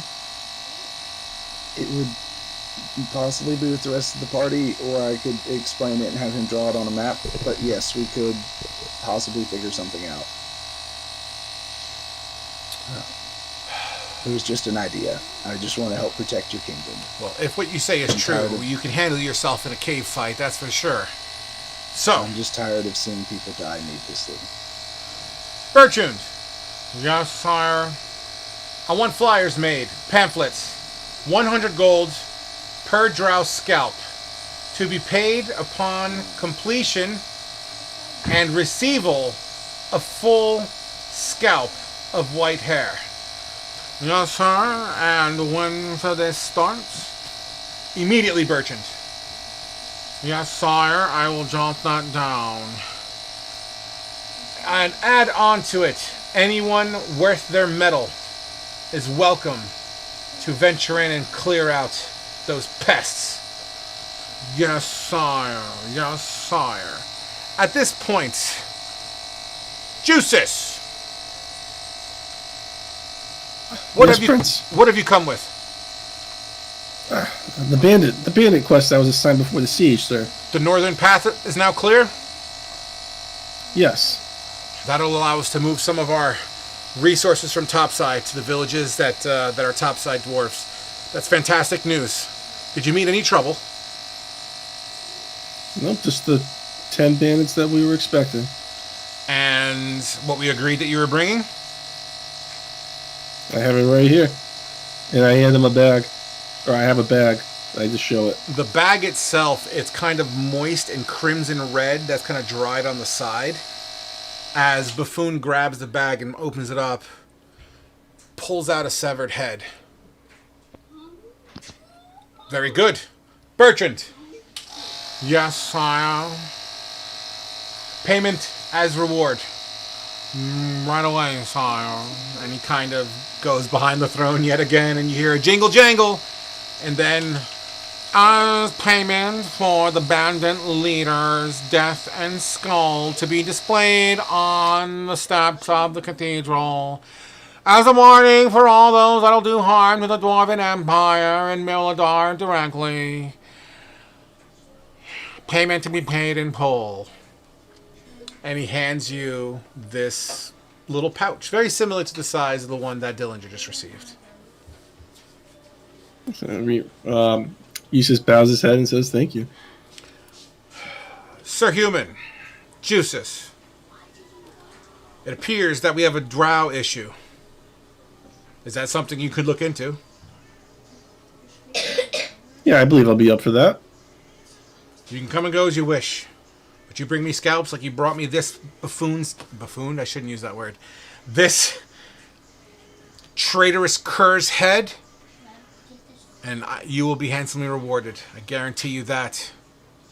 By the idol of my forebears, I promise. Well, I'll see to it.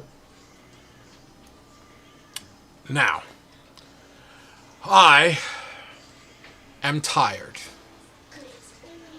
Bertrand, prepare my suite for the royal nap. Yes, sire. And people begin to kind of... I got a new phone! Sorry about that. If you heard him yelling in the background, I apologize. As the commotion begins to happen, the king gets up. All rise! As the king stands up and begins to walk off to a side room. Asher, Dillinger, and Juices, you are alone with a couple of guards as Bertune once again looks over at Asher, gives him a wink, and walks away. Don't know what that means, so He's into you, Asher. You got another love interest. I just want to get fucking paid for something that we do. I guess we're done. We're kind of like done with the meeting, so Asher's just gonna head to the door. Dillinger will kind of go to follow suit behind him. Absolutely. I guess, yeah. While we're walking out, I guess I'll go open the pouch to check what all's in it. As you check inside your pouch, you find 15 platinum pieces. I think that's what, 1,500 gold, basically? Yeah, it's 1,500 gold. Okay. Wait. Whoa. Fucking hell. Isn't it a 10-to-1 ratio? Yes. So it's 150. Yeah, it's 150 Oh, gold. my bad. Well, up that platinum pieces where it equates up to 1,500. Okay. It's 150. So it's 150 platinum. There you go. Thank you. There we go. I mean, you could have just said platinum's 100 gold. Whatever. Either way, whatever. Still. Her fucking righty. Juices, you see Asher a little disgruntled and Dillinger opening up a pouch as they give you their backs and they start walking out, well, towards the exit of this throne room. Eustace is gonna catch up with him. Say a word, sir. Yes. As he... No, sorry. Yeah, go ahead, Dillinger. I don't know which one of us he was talking to, so. I was just going to go, it's like, as he hears someone getting called, or like calling for attention, he just kind of sits there, takes the pouch, and kind of like tucks it into an inside pocket of his, before like kind of turning his head, I guess. Yeah, and Asher just kind of like turn back and look and say yes. So I heard you been in these caves recently? Yeah, for whatever good it did us. You plan to go back? Not particularly. We had a job elsewhere that we were hoping to get some aid with, but doesn't seem like that's happening. Well, if you plan on going to that cave, I would definitely like to tag along with some people who've been down there already. I'm not particularly fond of dark places. I mean, the dark does bother me. I'm kind of suited for it, but we kind of have another more pressing issue that we need to deal with. I mean, any experience fighting orcs or hags? I ran into one hag before, but not that many orcs. Yeah. I haven't made my way that far west these days. Well, they're in the Whitestone Mountains because the orcs and goblin horde have wiped out the town of Beaton about 5 days from here. Or 5 days. The town of Beaton's 5 days travel from here, and that happened about a week and a half ago, 2 weeks ago, ish. Hey, DM. Yeah. How far away are we currently from where the hag hut was? You wouldn't inherently have that knowledge because your guide is who brought you through that spot. I know where it is. Not to mention when you guys got woken up, you don't know exactly where she dumped you guys.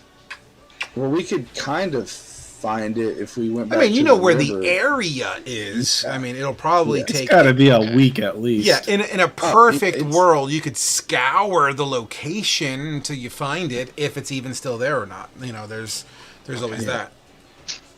Like, it's roughly a week or more away from this, from Mirladar. It would take us 5 days to get from Mirladar to Beaton, and then...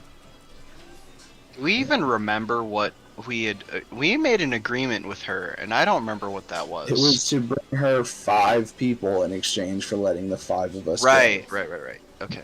and she took Kane's ear as collateral. Yeah. Yeah. Right. I remember that. So Quite we either have to hand over 5 innocent people for her to torture, or we have to kill her. And I am not handing over innocent people. Who said they had to be innocent? She didn't. She just said 5 people. Could bring in murderers. Oh, okay, yes, we could bring in murderers, but on my Discord is being stupid. Alright, it's back now. So, Juices, after hearing all of this, Man, I'm looking at 5 people I can hand over right now. Asher's thinking about it. I'll keep Tinte safe. You monster! Okay, there are 3 people in this group that Asher really doesn't care about because he's just meddled. you guys exit the palace walls. As they close behind you, the 3 of you, not ejected, but you guys just happen to be leaving at the exact same time. The 3 of you to your right, you would see Kane causing a commotion in the last minutes of his drunken stupor with Grognar. I guess they're either singing or play fighting. I don't know. You guys tell me. What are you 2 doing this entire time? I would have tried to knock him out and put him somewhere in a corner while I help attend to. So let's say, for argument's sake, Kane didn't go down easy, and he's just being not difficult, but, Kane being Kane. Come on, Grog. We're gonna get drinks. Old man, the bar is closed. No, don't. They said it was a citywide party. There's a bar open somewhere. There's always a bar open somewhere. Old man, skinny man told me to keep you out of trouble. So, Grognar, keep you out of trouble. An individual busts between the 2 of you, pushing through, and kind of not slamming you to the sides, but, cutting through. He has a very large sack between his leg. No, under his arm, and it kind of like hooks around. He's wearing an apron and what looks like he wields a wooden hammer on his side, and a really peculiar slanty hat. Good night, guys. I love you. I love you. Not you. No, he does. Anyway, so he kind of pushes through. Juices! Ah, Carl, over here. The bread, as you requested, sire. Excellent. Fresh, please, try it. I love watching you eat it. Sure thing. The fuck? Old man, do you know who Yeah, these people are? You outdid yourself this time, Carl. I added Excellent. a little sweetener to it. I wanted to really bring out the hearty wheat that's found in the fields just outside of here. I baked it down, I ground it, and after I dried it, turned it into a flour. Added some of these interesting herbs that these dwarves have here. Apparently, they grind down a mineral that you can eat here, and it really brings out that flavor. Don't you agree? Interesting. About salt. It's delicious. Pretty good. I agree. I'm going to add this one to my book. They call it the Sweet Rock. It is King Boomy. Yeah. I'm assuming we got our weapons back and stuff. Yeah. That would be an absolute, yeah. But nevertheless, you 3 would see this interaction happening. You have Grognar. Everyone's practically there except for Thalia. Well, actually, I'll tell you what. Why don't we take a 10-minute break here? And I was going to ask when that was. Yeah, we'll take it. We're a little over on the 10-minute break. I apologize. So let's just be back at 32 after the hour, and then we'll pick it up from there. Cool. Sounds good. Absolutely. Yeah, this you guys, if you haven't figured it out yet, Carl is Eustace is a noble, and so instead of going down the higher recognition path or whatever, I chose the one of the companion paths instead. And so Carl's like the family servant cook that follows me around. Love you, King Julian. I'm coming for you, King Julian. Oh, yeah. Cool. Right. And then I also, if you guys want, I put in the loot thing for everyone to see. Wow. I have made a map of Mildar based off of the map that Frog has on the table. Wow. Where is this? Loot table. Loot table.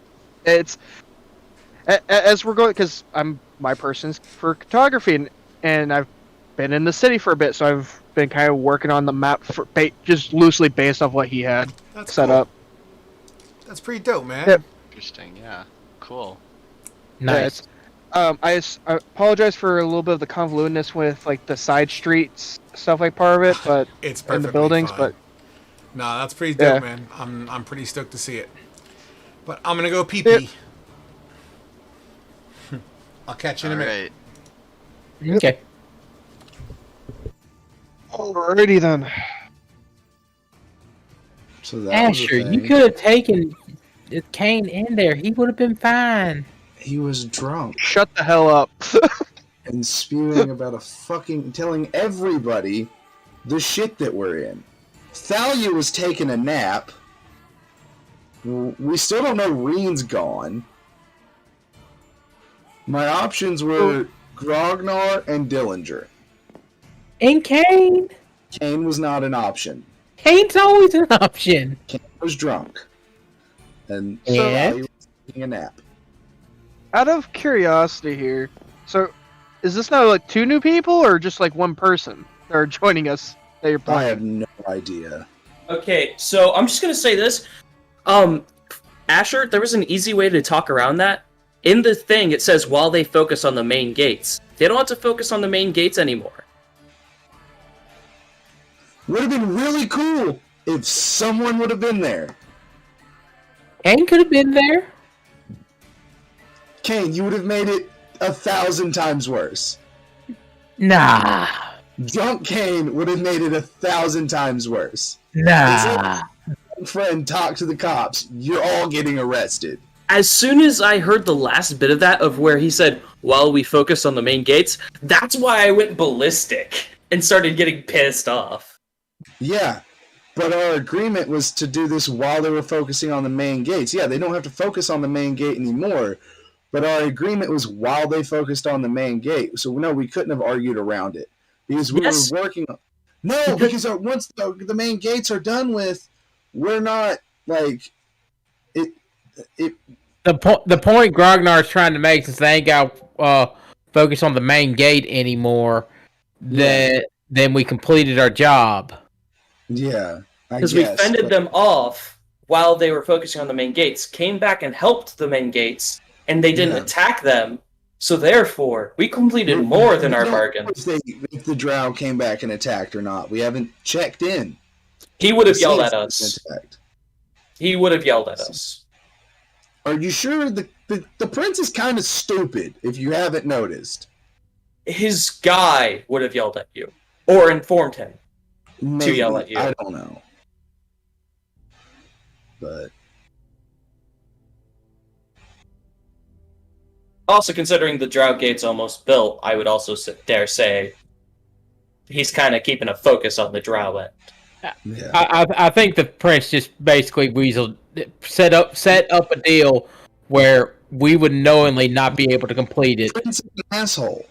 Did we? Yeah. He gave did us the- free equipment, is how he So? worded it.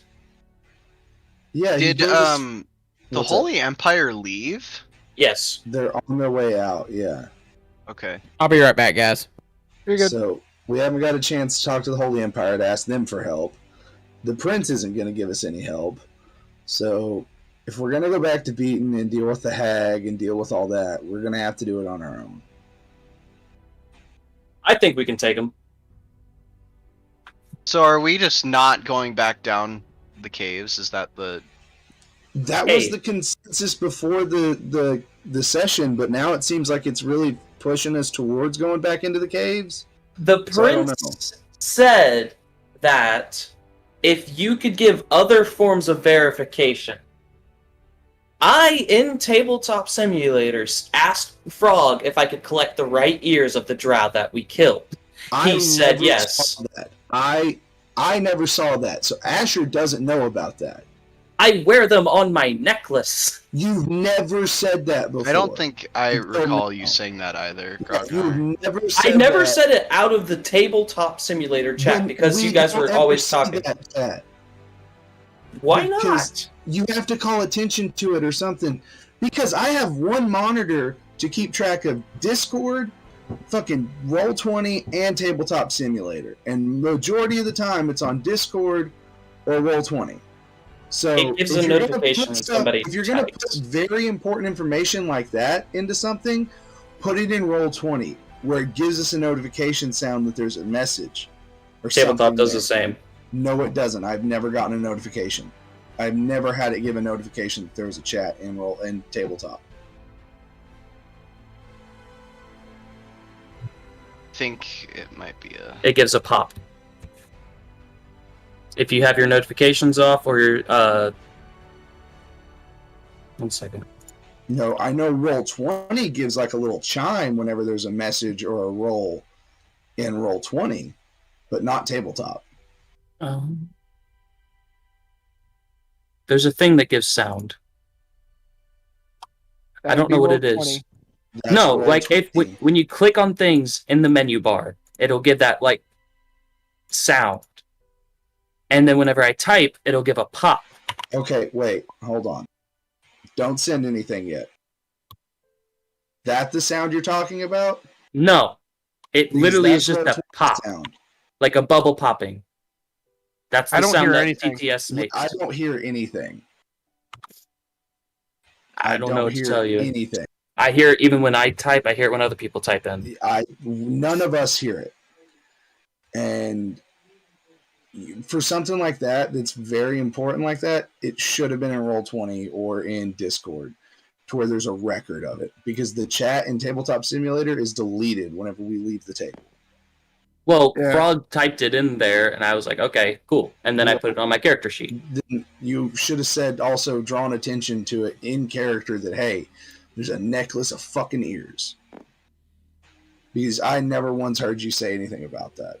Not to mention, if Frog has forgotten about it, there's no way for him to go back to verify if he wanted or something like that. Like Yeah.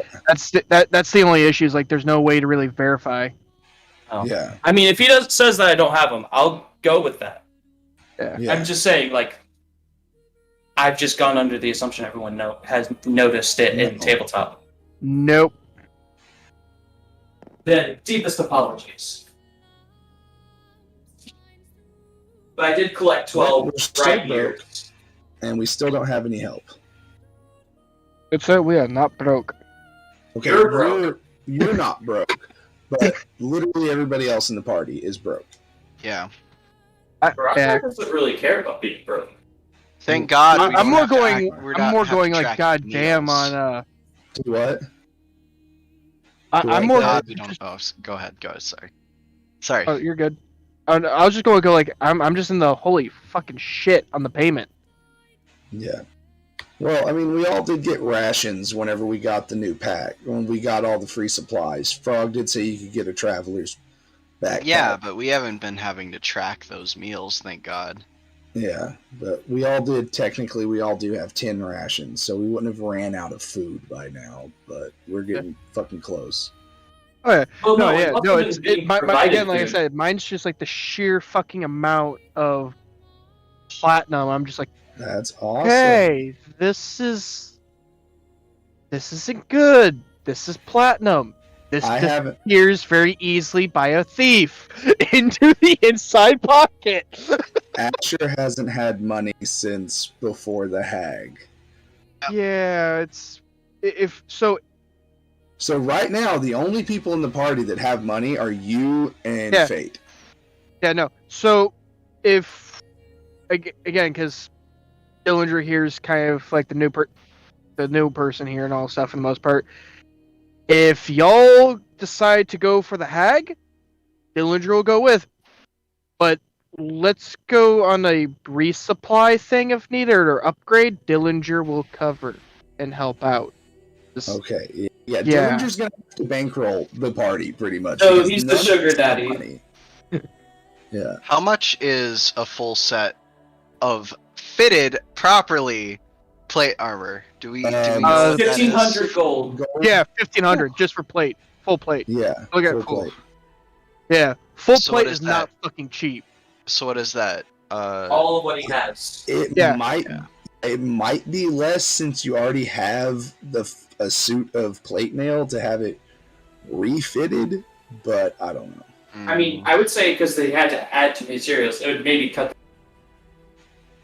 Yeah, they wouldn't have to add much Yeah. to materials, but they But would have you- to add to materials. So see how your full plate is, say, like dwarven, you're an average human, so you're maybe on average twice the size of a dwarf. You're Yeah, adding 6'3". basically a half plate. Yeah, you're adding like a half plate to it, which is 750, half of the price. It's still a significant amount of money. We'll Which, we'll fun have to fact, ask. I actually Armor- have a full set of full plate, half plate. Yeah. Yeah, armor isn't fucking cheap. Cheap shit is the weapons. Armor's Yeah. where you lose all your fucking money. Yeah, like Asher's lucky and was able to get a breastplate for it's a dwarvish breastplate, but he's still able to wear it, and it still has the same AC. Just thematically, it's a fucking tube top. Yeah, and Yours doesn't fit. Yeah, it's like right now, Dillinger has 1,509 gold overall. Fuck you. I got 0. I Sir, got zero. I'm getting ready to sit here and spend this shit on the party as needed for like ammunition, rations, armor. I we, can't really. we help should out all be on, 'cause topped up armor- on We should all be topped up on arrows and shit from the battle, because Okay. there were plenty around for us to fill up our quivers. Yeah. On. That's what I did. Yeah, I'm good on arrows and stuff. But I've got So- 2 quivers of arrows right now. How much is a shield? Shields are Can you dirt f- cheap. They're 7 or no, they're 10 gold. Sorry, not silver. You 10 want to gold. buy me one? Sure, I can get you a freaking shield. Bet. Oh, but out of curiosity, actually, hold on. How much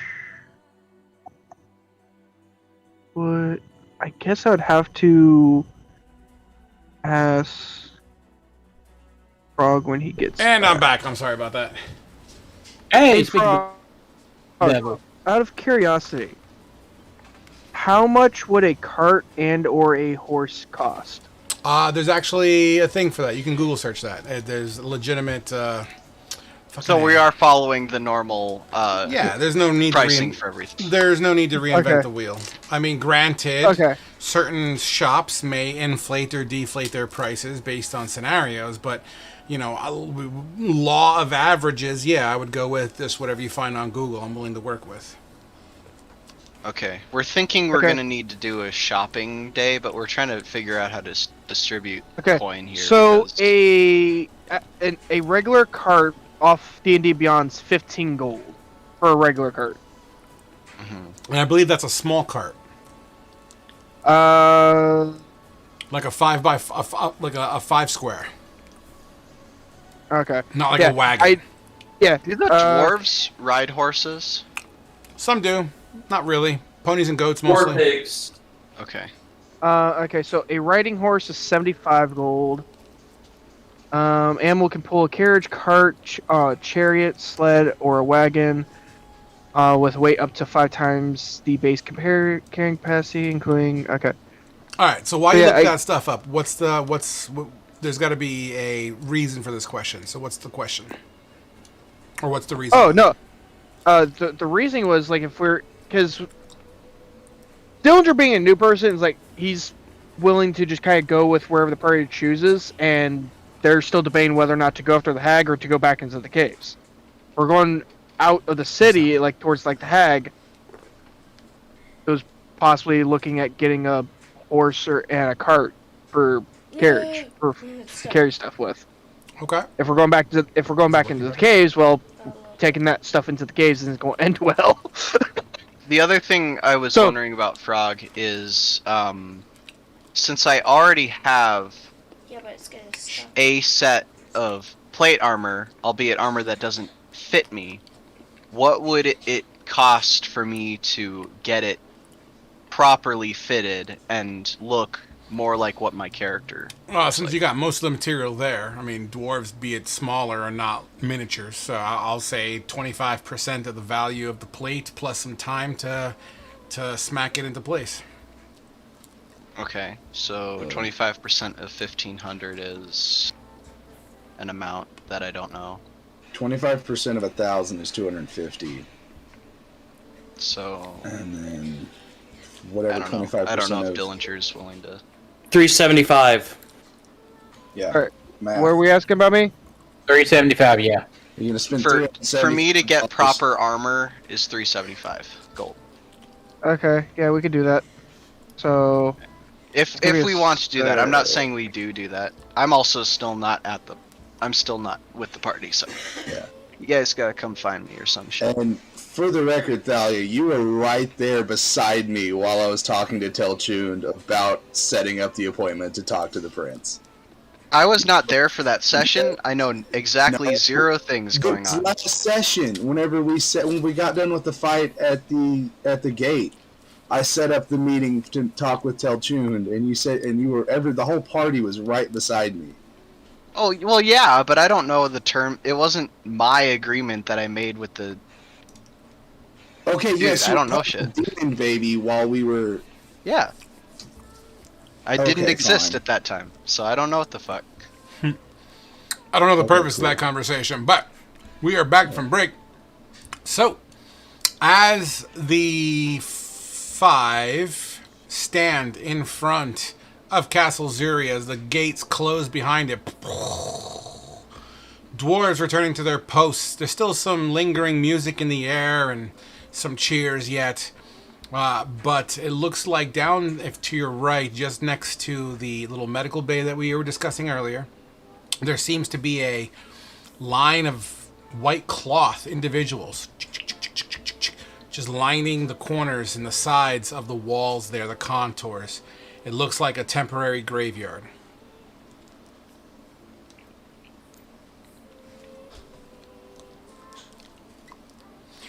As you continue to look around, you do notice the missing Thalia.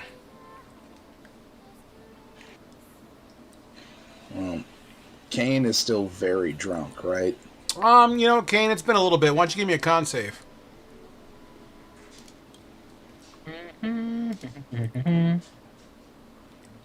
You're sobering 16. up. You're still feeling some effects, but you're coherent enough to act semi-normally. Yeah. Oh. Oh. No.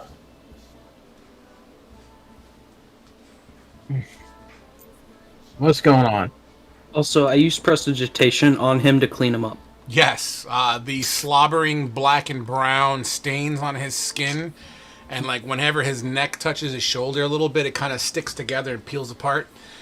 You clean all that up.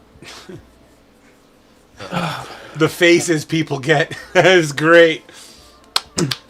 And I use that on the rest of the party to add to clean off gear that's been bloodied from being shot, Sure. stabbed, etc. You guys would witness Grognar trying to keep you guys maintained.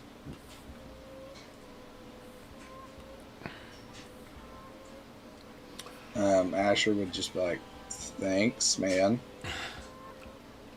Anything to help. Too much blood can cause infection. Grognar doesn't need anybody getting hurt. You are now family, my new horde. I still don't know how I feel about being called a horde. We still need to have. We're alliance conversation people about here. that. We still need to have a conversation about your old family. About ex-Shield brothers? Yes. I mean, we have plenty of time now. Are these the done ones? Grognar. Just look for the loose ones. Where am I? In front of the palace, Just to go. I think. Nice and tight, baby. I didn't want to be drunk in front of the palace. Oh, you're Be drunk in a fine. bar. Everybody's drunk. I think you've had enough to drink, Kane. You told me about your wife. Old man has wife? Used to. Used to have wife. How much did I tell you? pretty much all of it, and how she became to not be your wife. Not become your wife? That's not very old man-like. Shut up. It's... Yeah. I feel like He there's a just, loss in like, translation. no. It just gives him like a look like no. Yeah. Did the table and the lights, are the lights on the table dim? No lighting on the table is dimmed for me. I see a fire thing. Yeah, but like the world didn't go to like a dusk here. I'm sorry, I gotta test this out. I'm making it nighttime right now. Did it work? It did not. I Nope. don't see any difference. Why? Fine. I don't see any lighting difference. The fuck, dude. Alright, never mind. Continue. Yeah. You told us a lot and kept rambling about a hag for anyone to hear about. Oh yeah, that hag's fucking with my head. Yeah, we need to go deal with her. And Yeah. it was just me and Dillinger in there speaking with the prince because, even though you were right there when we scheduled the appointment, someone went and got drunk. He's kind of weaseled his way out of paying us. Apparently he wanted us to kill all 1,000 drow and not just the raiding party. So that was lost in communication. I'm pretty sure he set this deal up to where he wouldn't have to pay us a damn thing. Yeah, I'm pretty sure too. He gave us gear for free then, I guess. That's a drop in a bucket for royalty. This just reaffirms my belief of don't trust rich people. And Needless to say, we're not going to get any help here in Miradar to help with Beaton or with anything else. It's going to be up to us.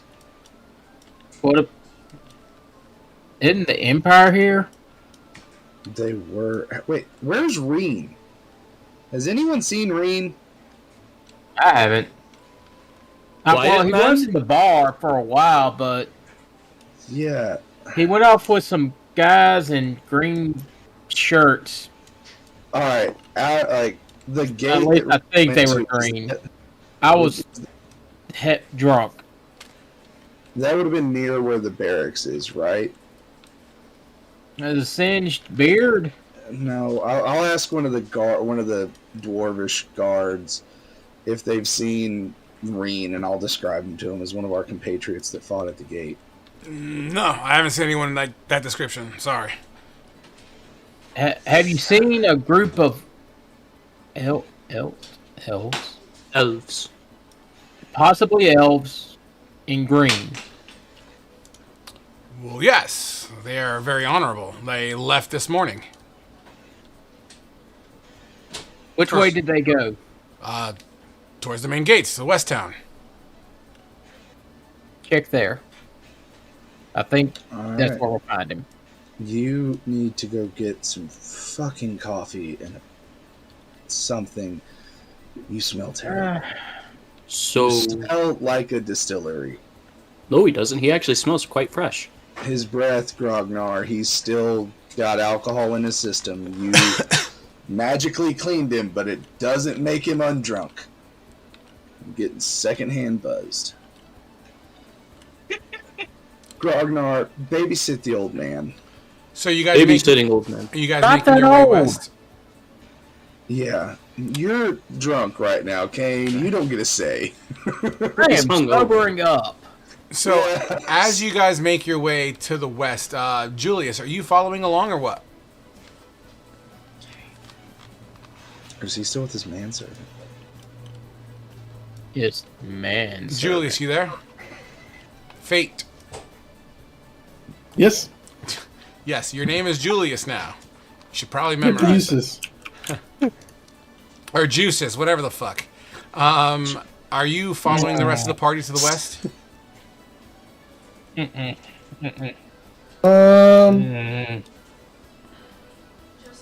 I'll kind of tag along in the back. Sure. Carl behind me. Carl begins to talk to you about the next cool recipe he wants to try with some interesting mountain onions that he saw at one of the markets next to the armor shop. So as you guys make your way to the west, As you guys make your way to the west, towards the gatehouse, these giant chains, where you see a steady stream of soldiers coming in and out, seems to probably be the best place to ask around. And Julius is still just a random person, and they're following along with Juices, us, correct? but yeah. Juices. About halfway, Asher's just gonna stop and turn and be like, "Is there something I can help you with? You've been like a tick on our ass since we left the throne room. Like, what? Can we help you?" Yeah, we gotta go into the cave and put the door up and get the money, man. I don't The crown know saved the you. crown of Mr. Krabs. I don't know you, no offense, but are you just attaching yourself to our group? Yeah, well, I mean, it looks like you guys could use the help, you know, I mean, I don't even think your armor fits you. Like, is like the welfare party or something? I Damn. like new man. Being an asshole isn't really a good way to get in with a group. And we've had to make do. Not all of us, and not all of us get to, you know, just have a silver spoon up our ass. And yeah, so what do you have to offer to this group? If you're gonna try and attach yourself to us. Easy. Easy. I got magic and a great cook. Okay. Carl waves at you guys. Hey! Hi! Hello. How old is Carl? Bread? You guys like bread? I got this really cool bread here I just made. Let's say Carl's 44. I'll take some bread.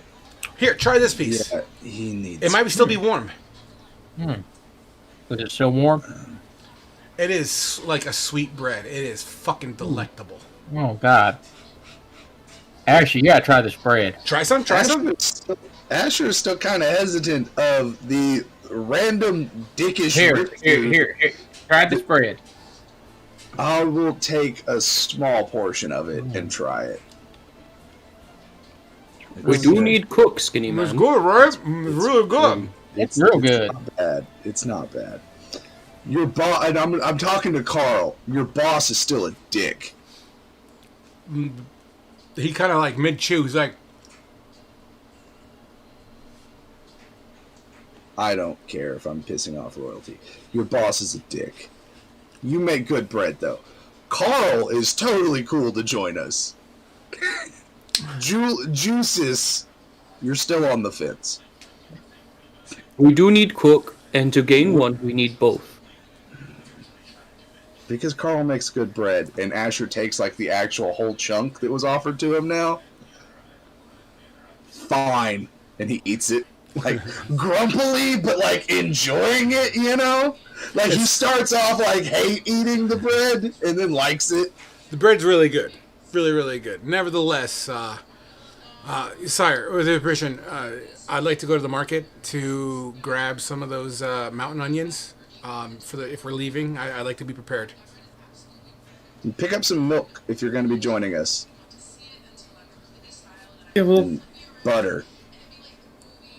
I'll meet you back at the end before we head out. Okay, that's fine. And I need to go to the market. I'm going to need some coins, sire. Sure. I'm gonna hand him. I'm gonna look at the pouch I got from the prince. Yeah, you got, what is it, 150 platinum pieces? Is that what we said before? Yeah. Well, we never said what I got. It was just what. Same price. That's a lot more money to work with. Hand him 20, or not 25 gold pieces. So I think that's. This should be to enough for get the food, right? onions. Sire, I can't help but recognize the guy over there asked to get milk. Are we going to be going with these guys? Yeah. Not much choice here. Okay. How much do you need for the milk? I would safely say, where are we going? I don't know how much to buy. What if it spoils? I don't have like a refrigeration unit on me. We have a way to purify it. But yeah, I need milk and butter. Or cream. Either one will work. Sire, I think he could hear us. Just load up. 19! I'm pretty sure I can hear a lot of things. Just fill your bag up for an adventure, Carl. We've done this before. Absolutely, sire. I'll meet you at the end like you said. Bye-bye. If you need me, I'll be next to Birchin's Goods! Or was it? I'm sorry, not Birchin's Goods. What the fuck's the name of the place? The name of the place was... let me rephrase that. If you need me, I'll be by M. Bucker's Emporium. So, not to rain on the parade, anyone. So we are going back to Beaton, correct, Skinny Man?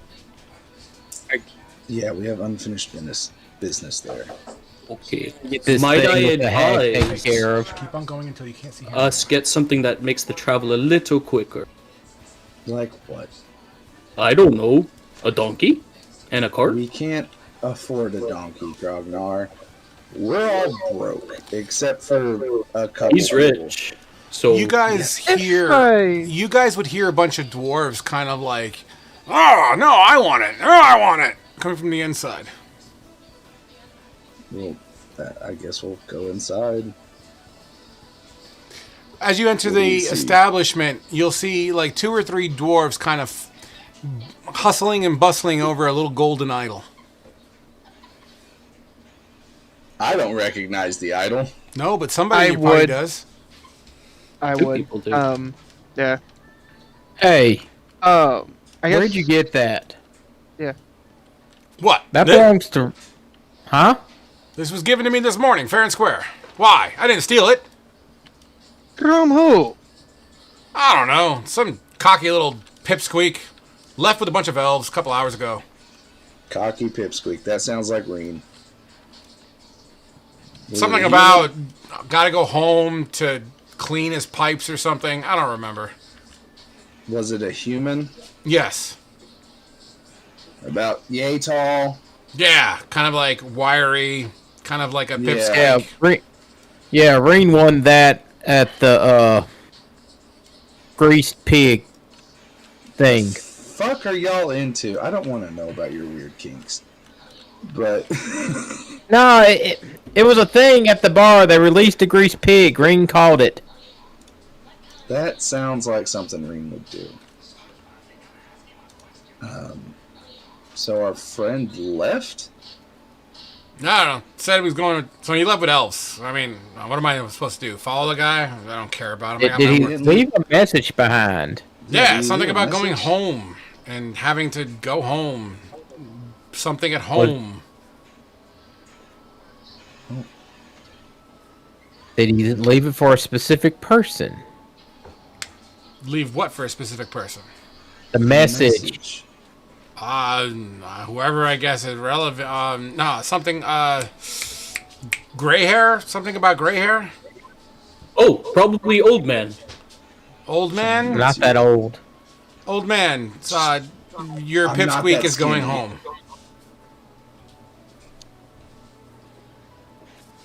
Okay. I thought we'd at least rate goodbye. I mean, I healed the jackass. He probably had urgently go. He did say he left with elves. Yeah, but we've still fought together. Like, yeah, we weren't best friends, but shit. Sometimes life is mysterious. Well, So hope he you makes it home okay. you guys continue for the next couple of hours. What do you guys do for the next couple of hours? I ask anyone in the party that's willing to get me a shield and get a cart and 2 mules for the party. That's a lot of money, Grog. Like, I don't know. Uh, We have rich men now. I don't think. So I'm looking at prices for everything. Donkeys can't be Yeah. that expensive. You'd actually want a draft horse, which is only 50 gold a horse. They can pull up to, if it's like a wagon or a chariot or something, they can pull up. One horse can So- pull up to 1350 in weight. a donkey or mule is 8 gold pieces. A draft horse is 50. So And a draft horse carries almost 4 times more weight. Yeah. They carry about the same. no, Mule's the considered draft a horse large carries creature. 120 pounds more than. the Mule is donkey considered a does. large creature, and it's also a 4-legged creature. Okay, there's actual literal says what they can carry, what they can pull. It's based off their strength, off the stats. Yeah. Yeah. We're not talking about real world value, guys. We're talking about, hey, this is what the In-game, books yeah. in D&D Yeah. are telling us. Yeah, that's what I'm doing. Yeah. I'm looking Yeah, at it. it literally says in D&D it's based off of its carry capacity, which is going to be based off its strength. A mule's strength is So we 14, need a meanwhile a draft horse is wagon. 18. Big difference. So I'm looking at the stats right Like, now. It wagon. says 420 for a mule or donkey and 540 for a draft horse. It really doesn't matter. Yeah, this is like an argument that really is not all that important. So, Yeah. what's the scenario? Well, so are we going back into the caves, or are we going after the what's the Listen, this, I- hag? fuck the caves, fuck this place. Okay, first of all, we need to find Thalia. We need to all meet up and actually all fucking talk. Because there's a lot of shit we need to go over with from when we spoke with the prince. And everything else. And we need to figure out a fucking game plan. Because we can't just keep running off in the dark like we've been doing. So we're just going to keep jumping from one dumpster fire to another. So I say we go find Thalia, we find somewhere to talk, and figure out what in the shit we're going to do. And Juices, your man can bring more bread. I guess. I'm No sure wonder I'll they're love not in making food agreement. for everybody. Alright. Yeah, I guess we go to look for Thalia. Yeah, we last saw her at the church. Guess we head back to the church then. Yep. It takes you about 15 minutes to get yourselves to the cathedral at a decent walk. You know, the streets, it's getting a little dimmer, late afternoon, early dinner. Like the sun isn't down, but it's starting to kind of crest behind the horizon a little bit. As what ambient sunlight that does reach deeper into the city dims even more rapidly. Torches begin to and braziers begin to get lit and kind of just light up the streets and the canopy of this mountain. As you get to the cathedral, the steps on the way up to the door covered in lit candles.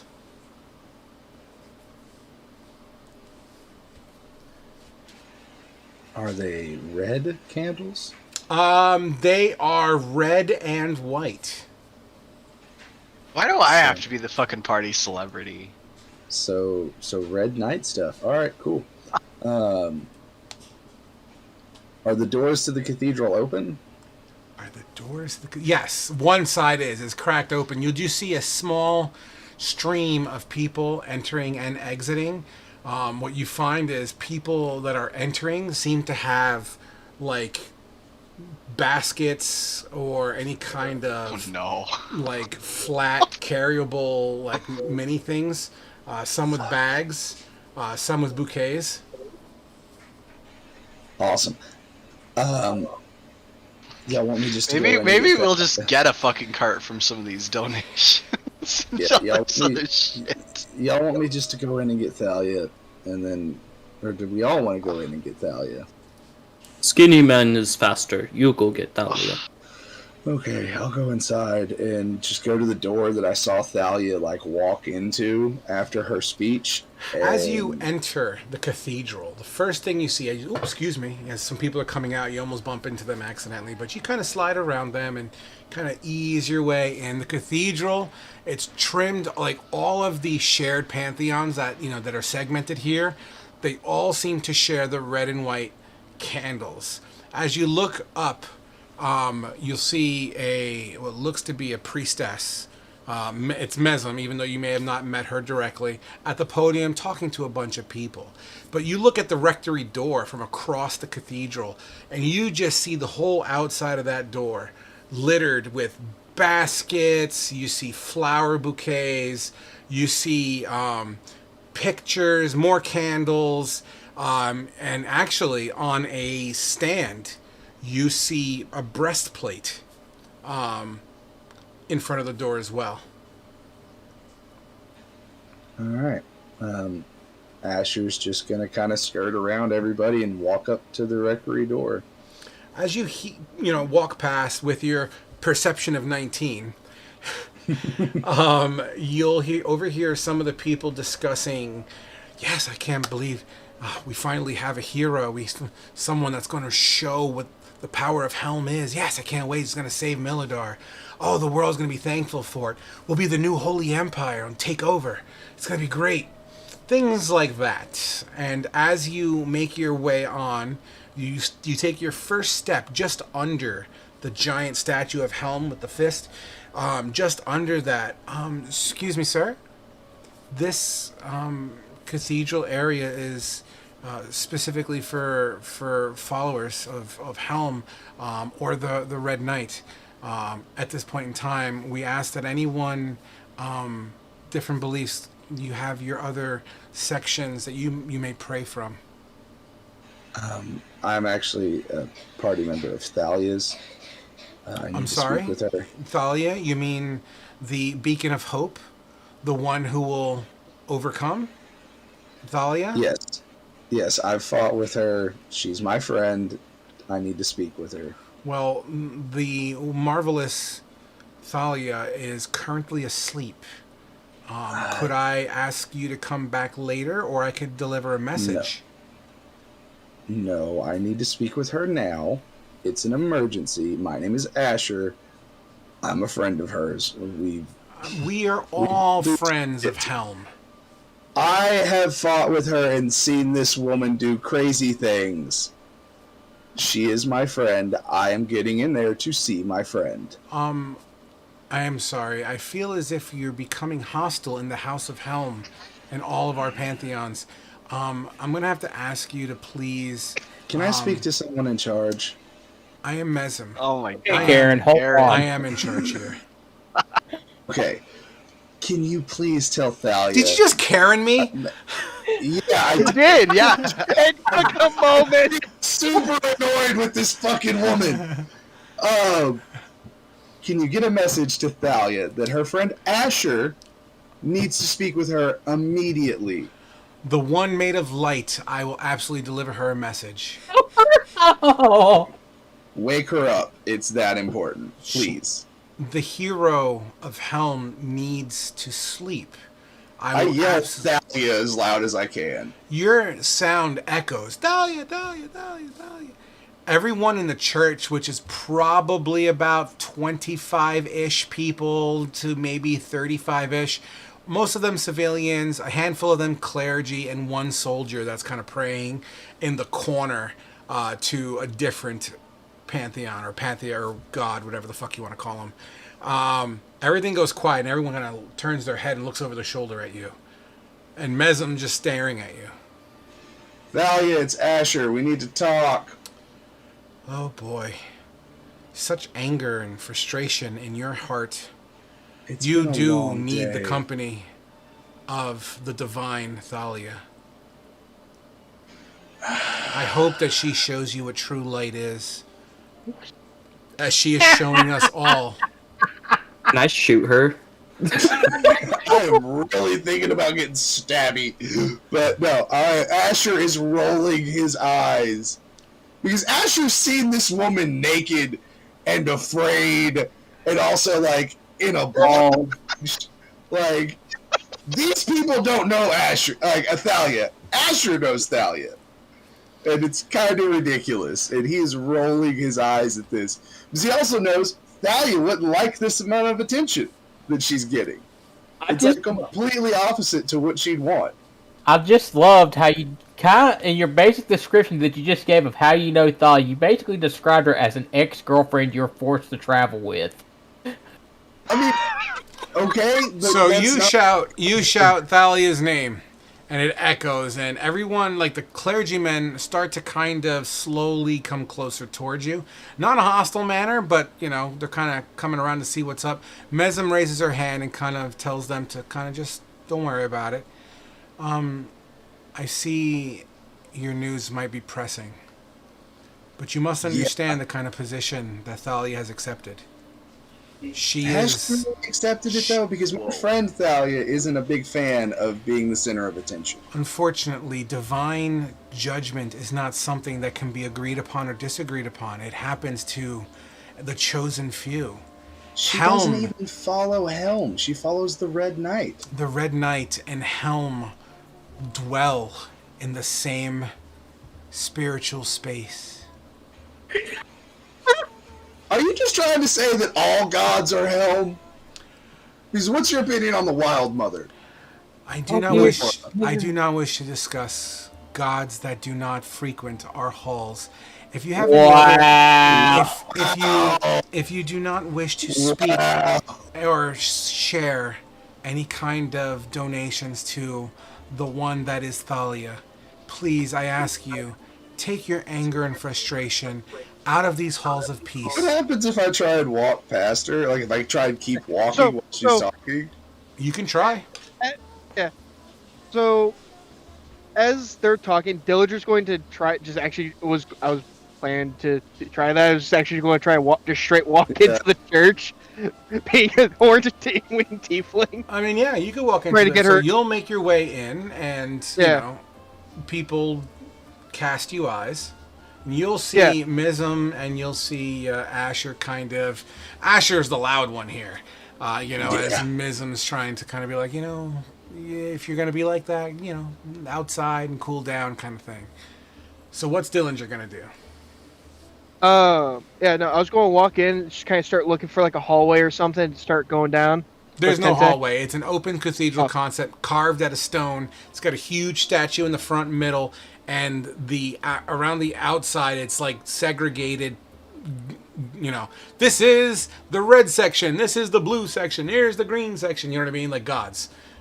There's no like doorway, like people go in and out of? The rectory. That's where. Well, you guys don't inherently know that's exactly where she's sleeping. You saw her go in there, but whether or not she's still back there, But yeah, there's one door, and that's behind the podium and the statue to the right, or to your left, technically. Okay. Yeah, I'd start heading towards that door. Excuse me, Sir Tiefling. This area is set aside for the donations and the caregivers of the one known as Thalia. Welcome to the cathedral here at Mirladar. I'm not familiar with your face. How may I help you? I am here looking for a woman by the name of Thalia. Yes, we are all looking for Thalia. Yes, but I've been sent here by our great liege. He wants to speak with her. Deception check. Yep. While Dillinger's distracted. Oh, god damn it. Sneak pass? That was dirt. That was a garbage roll, damn it. Yes, it was. You know what sucks is I rolled a 9. So I'm sorry, but if that was true, I'm the one who gives the prince his rites of passage every day directly. He would have told me. Yes, but due to how with the recent warding at the gates, things on those lines, along with the gate in the back to the underground, in the cave caverns, all the chaos and mayhem that's been happening. The words, the typical, I guess I'm trying to think how to word this. The typical messaging system, messengers are going all over the place, communicating with the different generals and commanders to try to make sure everything gets secured and tied back up. Which is why I've been sent here. I agree, but Thalia was also present at the wall and the cave filled with evil, dark filth. We all need our rest. And it's not that I'm denying you your audience. So you would deny the king his meeting with her? I already told you the king would have told me. And I feel as if there's some ulterior motives here. Look, okay, this is a house of worship, and if you can't confide to our way of life that we like to, our way that we wish to behave here, I'm going to ask you to please step away and come back when you're ready to offer your thanks and giving to the chosen one of Helm, follower of the Red Queen or the Red Knight. This just sounded really fucking culty. It's a religion. It's over the top. Welcome to religion. I wish to learn about religions. By any chance, can you teach me? Oh wait, I are wish we to know all what there? Because I was assumed. I'm walking in because I heard him scream. So I'm walking in. Forced to just try and go and knock on the door to talk to our party member, and now this religious zealot is in my way, and I'm really thinking about stabbing it. No, you can try. This is to a random clerk, by the way. Oh my god. Clergy member. I'm not gonna actually stab the fucking priestess, but So I don't know how this would work. what if I just keep trying to walk through while she's talking with Dillinger? As you attempt to walk past her yet again, Mizm would turn to you. Sir, I'm asking you nicely for the last time. I'm going to have to ask you to respect the property of Helm, or Helm himself may smite you away. I feel like the Wild Mother might have something to say So- about that. This is the same person that was just talking to me? Yes. Yeah. Okay. While she turns over to Asher, could I try to have like Tente like sneak under a door, because Tente is literally liquid. Stealth with advantage, please. Okay, give me 1 sec, 'cause I have to just double check its actual stats real quick. Sorry. Just use your stealth for now. I don't have time for you to search for that. Am I Okay. actually asleep right now? You're asleep. You made it very clear to me your ass was fucking dipping. So yeah, so you're asleep, but we'll get to you in a I half just second. not fucking 20 did. You sure I'll take it. did, and you absolutely let your little ink blot slide across the floor slowly and silently, and you get your little blobby gets to the door crack when you can easily slide underneath that bitch. Yeah, I'll have him kind of slide under it, and I guess, yeah. And, because, I put it this way, let me just link this. The last paragraph in this is basically what I was going to try. Oh wow. Okay. Sure. Yeah, so yeah, if the Inkling makes it under, like once I know Tente's like fully up and under, Yep. I go to try to switch places with her. Poof. Yep. Didn't know he could do that. Me either. So you look around and you have a very simple rectory. So it's like a room, a big room, and to the left is a door which leads into potentially from where you're standing another room. But this room has idols and effigies, a couch, and some daily necessities and amenities. Okay. I guess I'd start to look for another door to open start looking for Thalia. You open up the door, and as you slowly open up the door, first off, Thalia, perception check.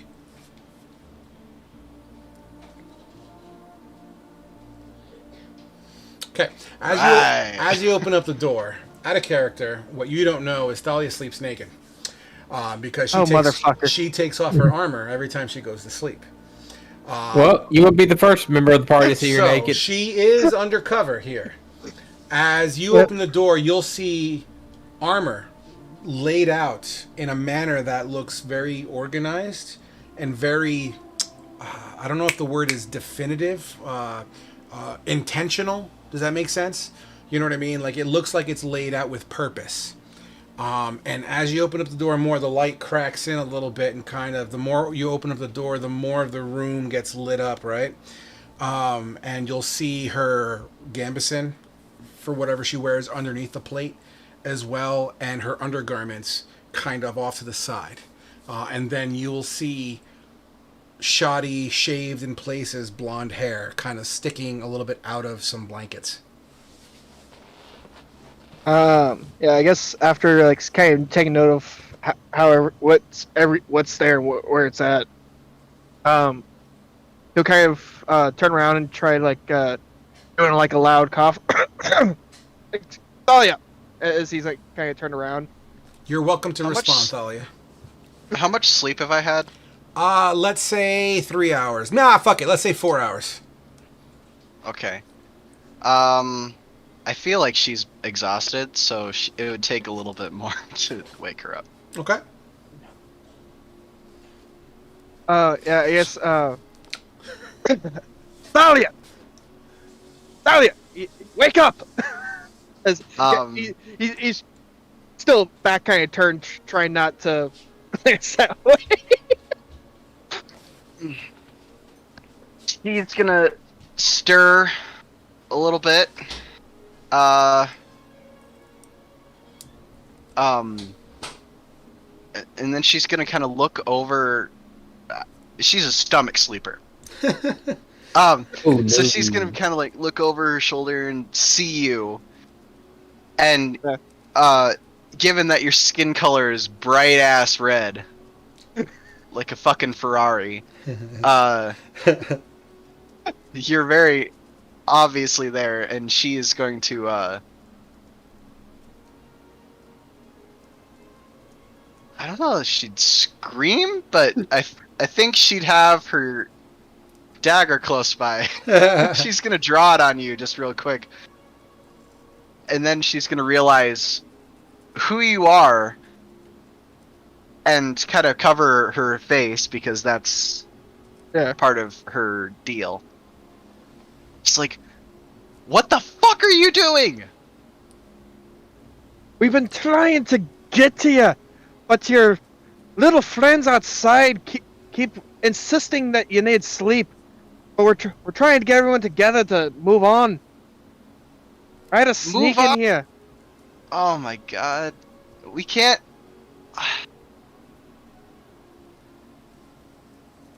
Look, I'm Ash is not fully- outside right now arguing with some old lady.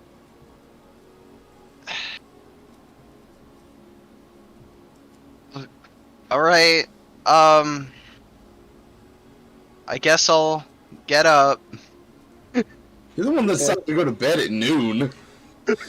I'm at half hit points, and I had to speak to the entire fucking dwarven capital. Yeah, you're It's fucking fine. white, okay? Prince. Yeah, I guess as he kind of hears Thalia start to get up, he'll kind of like step back through the door, kind of like catching up his foot to close it behind him, kind of thing. Okay. And just kind of, I guess, wait for Thalia. It's gonna take me, like... What did we decide? It's Couple minutes. 15 minutes Yeah, like to put it 15 on? minutes or so to get your shit together. Yeah. So yeah, he'll just kind of be like awkwardly standing outside the door, just hoping no one comes down the damn hallway. Well, I guess Okay. Asher's still. So over the course of the Arguing 15 for- minutes,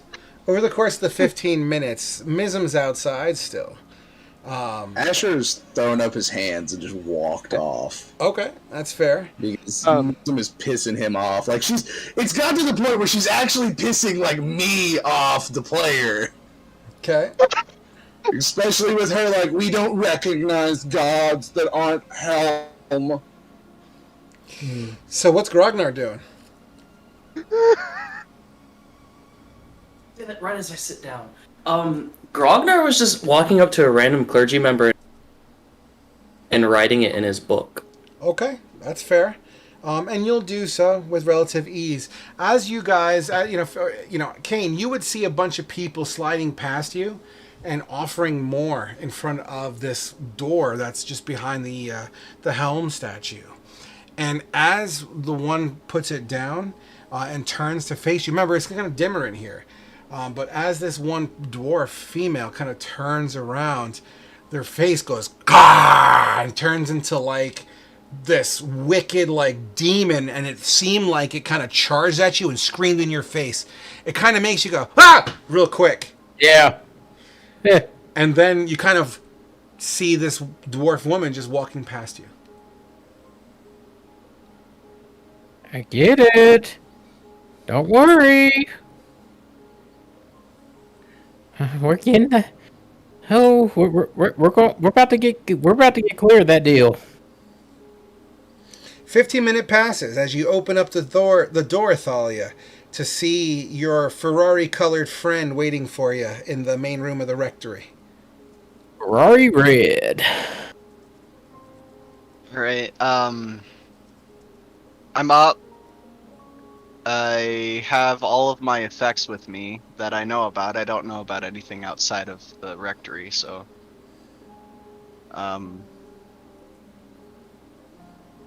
I just say kind of lead the way. Yeah. I guess yeah. Dillinger start to walk down the way he came up to the door he switched at. Sure. You open up the door, and as you walk out, people are like, and then they realize it's a tiefling, and they kind of shudder back a little bit, and then right behind they see Thalia, and they're like, it's her! It's her!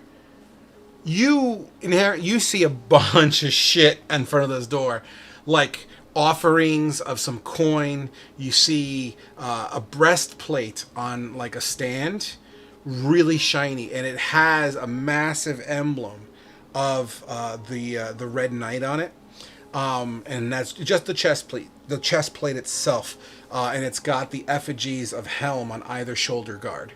On top of that. Then with that, if you keep on scanning, there's some food offerings, there's flour, there seems to be like someone folded up some really nice robes that seem to be like white and red, almost like a tabard in a way. Yeah, so that's what you see. I'll leave it at that. Mizm would greet you. Oh, they woke you up. I've been trying to make them not do that. I apologize, Your Holiness. I put up my hand to kind of like just try to calm her down a little bit. I may be the chosen of Helm, but I'm no different than anybody else here. And these are my companions, and they have a right to come and see me whenever they need to. I apologize. I'll keep that in mind for next time. I was just trying to do what I felt was best for your best interest. She cuts her off. It's just like, I understand. Just, well, it sounds like we're gonna be heading out, so they're hopefully won't be next time. She kind of says under her breath, not loud enough for her to hear. Do you wish to do the midnight mass tonight before you leave? No, I need to go do the work of Helm. You're absolutely right. You're right. The work of Helm is not limited to mere words at night to the adults and the older of our city. You're absolutely right. How selfish of me to think that you're just here to speak. You have things to smite and you have words to scribe. I understand.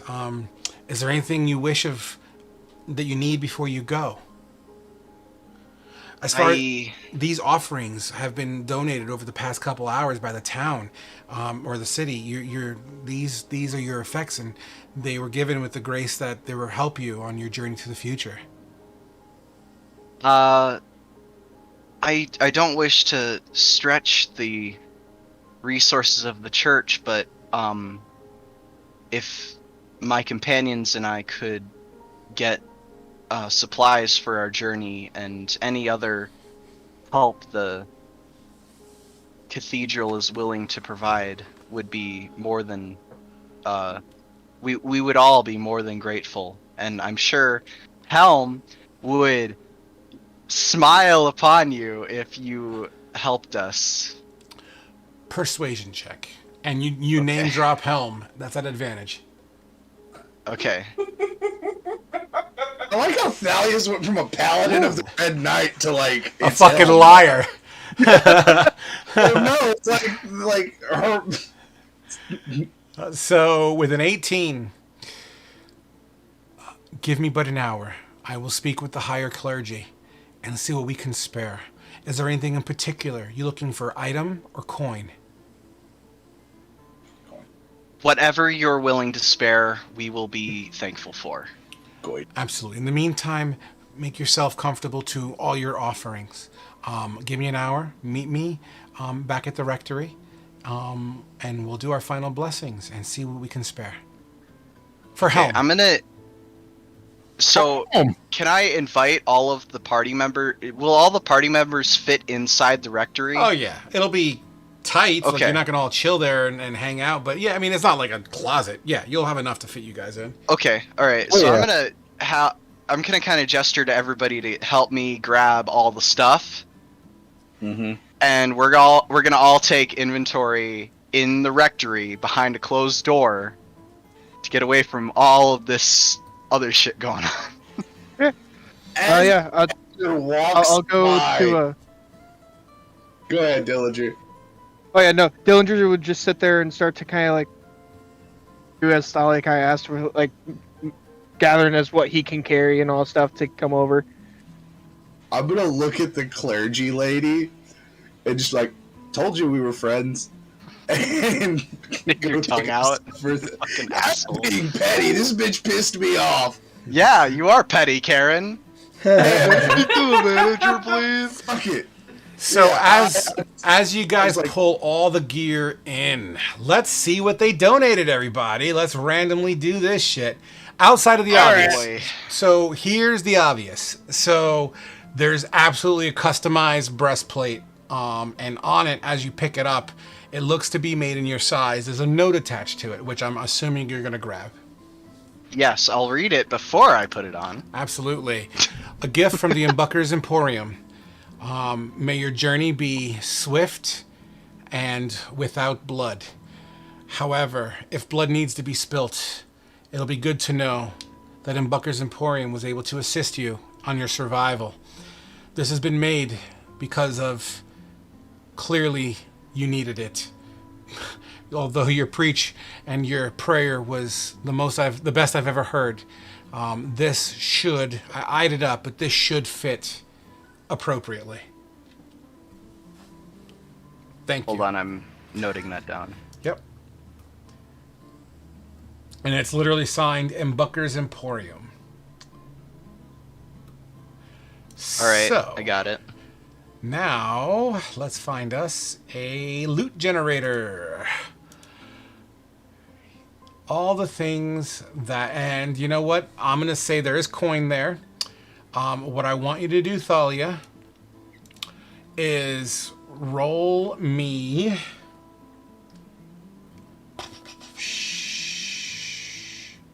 Roll me 8d8.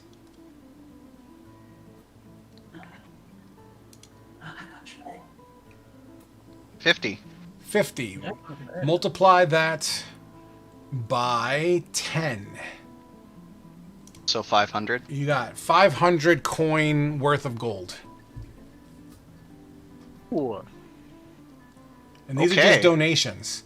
You also have a white and red tabard, although it doesn't have the inscription of Helm. It's got the color, not Helm, it has the colors of the Red Knight. And you basically put it on and it kind of flips around the front and on the back. A tabard, if you don't know. Yeah, I know what it is. Yeah, and there's some other things like flowers, trinkets, and I'm trying to find the trinket roll generator here, and I can't seem... I believe it's... Isn't it a part of Curse of Strahd? No, Or is that a different thing that I'm thinking of? I think it's different than I usually use. I do have something Oh, here. I have it right here. A D100. Ah, found it. Okay, cool. Treasure hoard. So, you will also find the following. You'll see a bone scepter engraved with dragon scales. You'll see. Well, I'll give you a minute. If you want to put this in the loot chat or something, that's fine too. I'll put it there in a sec. Okay, so a bone scepter engraved with draconic scales. Okay. A copper chime inlaid with gold trimmings.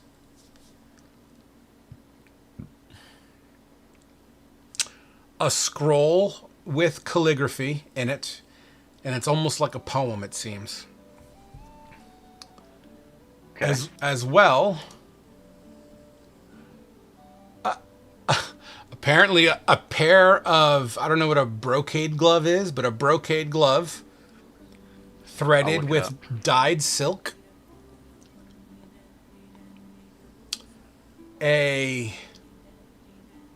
No, I'm not giving you that. Why not? Because I don't know what a fucking stoneware salt cellar painted with a noble imagery is. I have no idea, so I'm not gonna even bother. How do you spell brocade? Brocade.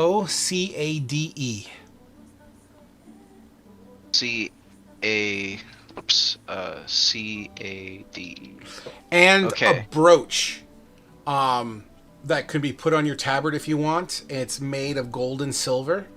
And it seems to have the crest of Mirladar on it. And that's everything. Brocade is a fabric woven with raised patterns, typically in gold or silver. So it's a really fancy paisley patterned gloves with that are raised up. Cool. How do I spell Mirladar? Mirl. Oh shit! I lost my fucking spot. 1 second. Mirlodar. Okay. I am putting that in the loot chat right now. Fantastic. All right, team. As you all enter this rectory room, the door is closed. You guys are alone.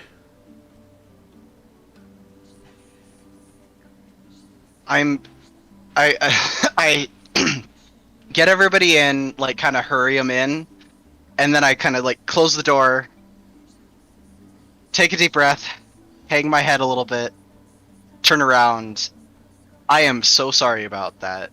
I didn't want this. Yeah, you have quite the fan club. They're a little possessive of their new toy. I noticed. Yeah. It's okay, pretty lady. You're still the same. Like, we fought together. I'm pretty sure I've revived your ass before. Yes, you have, and Yeah. I don't wish for. I did not ask for them to treat you. Treat you I guess this is disrespectfully. what's- You know, I've usually been the bodyguard of a celebrity, never been the friend of one. I'm First not a for celebrity. everyone. How's the Red Knight gonna feel about, like, Helm, kinda? Helm is a major god. The Red Knight is a demigod of sorts, not quite as powerful. I still bow to the will of Helm, and Yeah. if he has work for me, then I will proudly do it. You're not gonna lose any of your fun stuff you can do, are you, from the Red Knight No. getting jealous? No, the Red Knight. The Red Knight jealous. I can hope not, but I don't think so. I think he would take it as an honor. But if you piss off your god and you're a paladin or a cleric, you lose your powers. Yeah, Well, I she think she works with Helm. it's kind of a lot. bro code I mean, thing. She's kind of her. She is his battle commander. Okay. So You just That's jump in the the chain of relationship. command, basically. yeah, Alright. The Red Knight probably takes it as an honor. yeah, basically, Gods are weird. yeah. Mhm. That's why I must learn about all of them for Lord Karu. So So- let's. Do we? Is there food amongst all of the stuff that we got too? Is Juices in this room as well? Yes, I brought. Well, I guess I ushered everybody in, but I've just been trying to address my embarrassment and I've been too caught up in that to address the new person. Yeah. Juices would have came in, I assume. So Yeah. I'm gonna throw Thalia the last roll from the fresh bread that I have. All right. The last piece, not a full roll. She will. Good bread. Eat it. She won't eat it right It's not now bad. because she don't really eat in front of people, but she nods her thanks.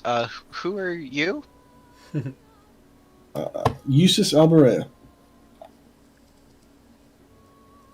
I see. We've picked up another stray. Am I a stray? Yes, you're a stray, Grognar. You were definitely a stray, Grognar. Yeah. Boom. He's got a cook with him. Very good cook. Are you of noble blood? Yes, from the Empire, the capital. I'm sure that our families have done business in the past. Then.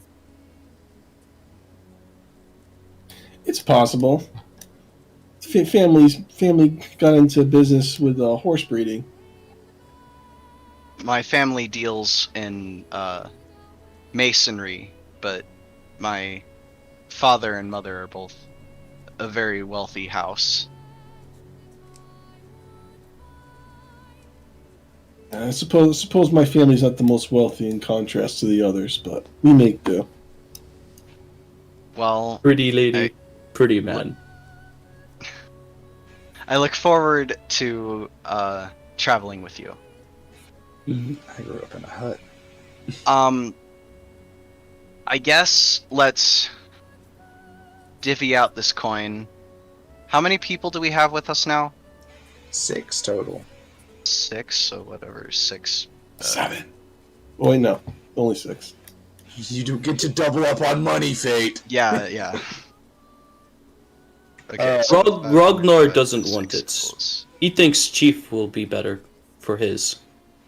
You don't Chief? want any, so... Yeah, give my part to Chief. Who the fuck is Chief? Who's Chief? You. Oh. You who? You, Asher. He already told you that he considered No. Yeah, the Lord. Yeah, you're party chief. What? Where? I'm gonna give 100 gold pieces. I'm gonna keep 100 for myself. Everybody except Grognar gets 100 as well. Okay. Yay. Grog, I'm not a chief. We're all equals here. Let's not worry about it. Well, except for Thalia and Juice. They're rich. I'm going to go get this new armor put on. Well, first, I'll be right back. some It's stuff. only going to take me a few minutes. You guys divvy up whatever you guys have. I'm gonna start eating food. Should I call him pretty man or rich Checking on man? the cat. And I'm going to go into the room, the bedroom, I guess, and don the armor and see if the tabard fits over it, I guess. It does. Or maybe I can wear it underneath. The because tabard I wanna definitely let the- fits over your head or underneath. It does not matter. If you do underneath, it would hang down to just past your knees. If you wore it over your armor, it would kind of be down to like the middle of your thighs. I'll wear it underneath and let it kind of hang down as like decor for like a battle skirt. But, Absolutely. let the breastplate be bare so that the sigil of the Red Knight is visible. Fantastic. And helm, of course. That's a battle kilt. It's a bloody battle kilt. And then I'm gonna come back out and we'll carry on with whatever else we need to do, or wait our hour until the chick comes back. Pretty lady, I have a sincere question. Yeah? For new man, should I call him rich man or pretty man? Since you're a pretty lady, Maybe I don't want you to could insinuate call anything. all of us by our names? Eustace is only 17 years old, by the way. Oh, he is? Jesus. Oh shit! You little midget. We have 2 teenagers in our party now. Oh god. But yeah, Grok, you could call us all by our names. I wouldn't dare. Do any of I- these items have any magical properties, Frog? I mean, you're welcome to cast a spell to figure it out or use an Arcana check. I guess I'll use an Arcana check. Can I assist in the Arcana check? Yeah, absolutely. As you both scour and look around, yeah. Oh, that's not good. You know, none of these things inherently seem magical to you. Great. Alright.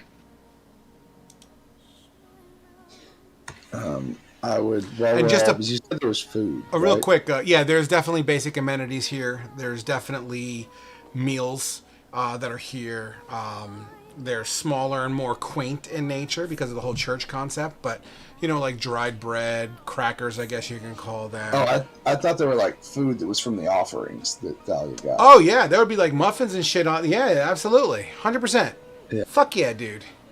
Get you the muffins. I'm eating the fuck out of some muffins right now. I'm eating the fuck out of mushrooms. Or muffins. Awesome. Awesome. Actually, before we go, Eustace is gonna. Would detect magic determine if an item is magical? Absolutely. It creates an aura around you, and anything magical would glow. So Eustace is gonna channel detect magic. Sure. Ritual or cast? Just a cast. Not a ritual?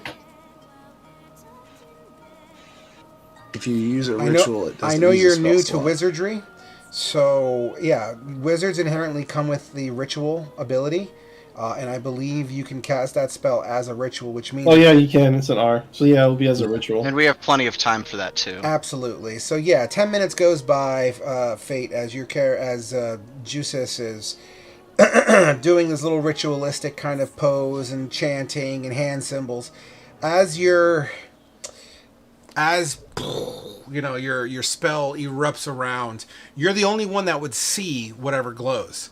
Is your spell. It's channeled through your eyes. Anything that's magical on our already existing party would be glowing. None of the new items that you see that have come into the room have any real magical properties. Only whatever is magical in items that they already have on them. My boots and Thalia's glove. And Grognar's book and stuff. And my ring. Yeah, your ring. Frog, what does the scroll with the poem on it say? It is in Dwarvish. Do you speak Dwarvish? I assume you do. I don't actually. Asher speaks Dwarvish, and you've heard him speak Dwarvish before. I will ask Asher to translate it for me. I will Please. translate the poem. Never lose faith. In life, there is never a time when Helm will ever leave your side. All you gotta do is give yourself to Helm, and all the bad things will slide. Never lose hope in Helm more over than yourself. For Helm has blessed everyone, even the lowly magical elf. This little friend, excuse me, this Helm will protect you in times of distress. He will lead you where you ought to go, because he knows best. And when you find yourself completely lost without any sign of clue, just smile at Helm and look up. A new door will in fact open up for you. Could That's you what it says. send me that? No. Why not? He just made it up on spot. Really? I'll have Yeah, really. Okay. You gave it to us. I'm gonna have to get back to you on that. I'm gonna have to rethink it. Okay, that's fine. No, Um, it's a love letter to you and Helm. Yeah, thanks, Asher, for You're, telling me that. Don't ever make me translate something like that for you. I didn't know what to- it was. It made me uncomfortable. I didn't know what it was. Not to rain on your parade, but do you have my book translated? I haven't had a chance to yet. Apologies. I will translate it here in a moment. But first, I need to tell y'all how the fucking meeting with the prince went. Because Kane was drunk. Reen left us. Oh yeah, by the way, Thalia, Reen left. Went with the elves. Apparently he has business at home that he needs to attend to. And didn't tell us bye. Good riddance. I never liked him. I mean, hey, we fought together. Like, I fought him. Did you remember that? yeah, and he was kind of a dick. But yeah, he left. But and then you were taking a nap and basking in your celebrity glory. Hey, getting gifts dropped off because you gave a speech. It was a good speech, by the way. And like Asher gives you like a little wink, like he's just fucking with you. I glare. I mean, you can't see my eyes, but like I kind of tilt my head down, and you can feel. You're wearing your helmet right now, aren't you? What? You're wearing your helmet, like yeah. He's wearing your helmet. Yeah. Thalia, no offense. The majority of us here have seen you naked before, after the hag. You don't have to wear the helmet. It's not about friends. It's not about you. It's about me and my vows. Okay, just. If I had had my way, you would have never known my true face. Trust me, I didn't want to see any of us naked. But now I can't ever forget it.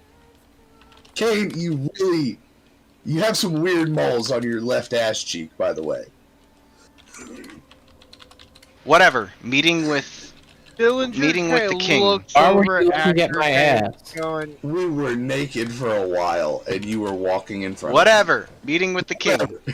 Wait, hold on. Whoa. Why were you looking at my ass?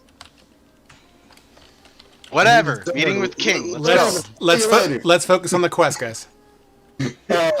I'll relay everything that happened with the prince and how we have no money from him and no real help, but his aide kept winking at me, and I don't know what that means. Either he wants to take me out on a date or something, but if we're going to handle our shit back at Beaton and deal with the hag, I feel like we're going to be doing that on our own. And nod understanding. And just kind of... I'll go wherever we need to go. I don't want to be calling the shots. I'm just gonna let y'all know that hag is pretty pissed we haven't followed through on our part of the deal, so she keeps sending me psychic messages trying to drive me crazy. Like, I'd see Asher's face decompose right in front of my eyes, or I see a random dwarf woman turn into a goblin in front of me and scream. Yeah.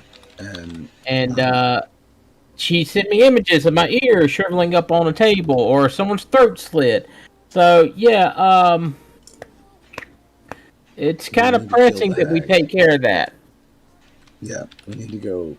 I'm not handing over five people to be tortured by this hag. I feel like we're going to have to kill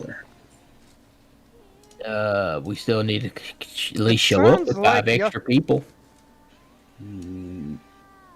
If we show up with 5 people, they're going to have to know what's going on. And unless they're soldiers, I doubt they're just going to volunteer. Mercenaries. Monster hunters.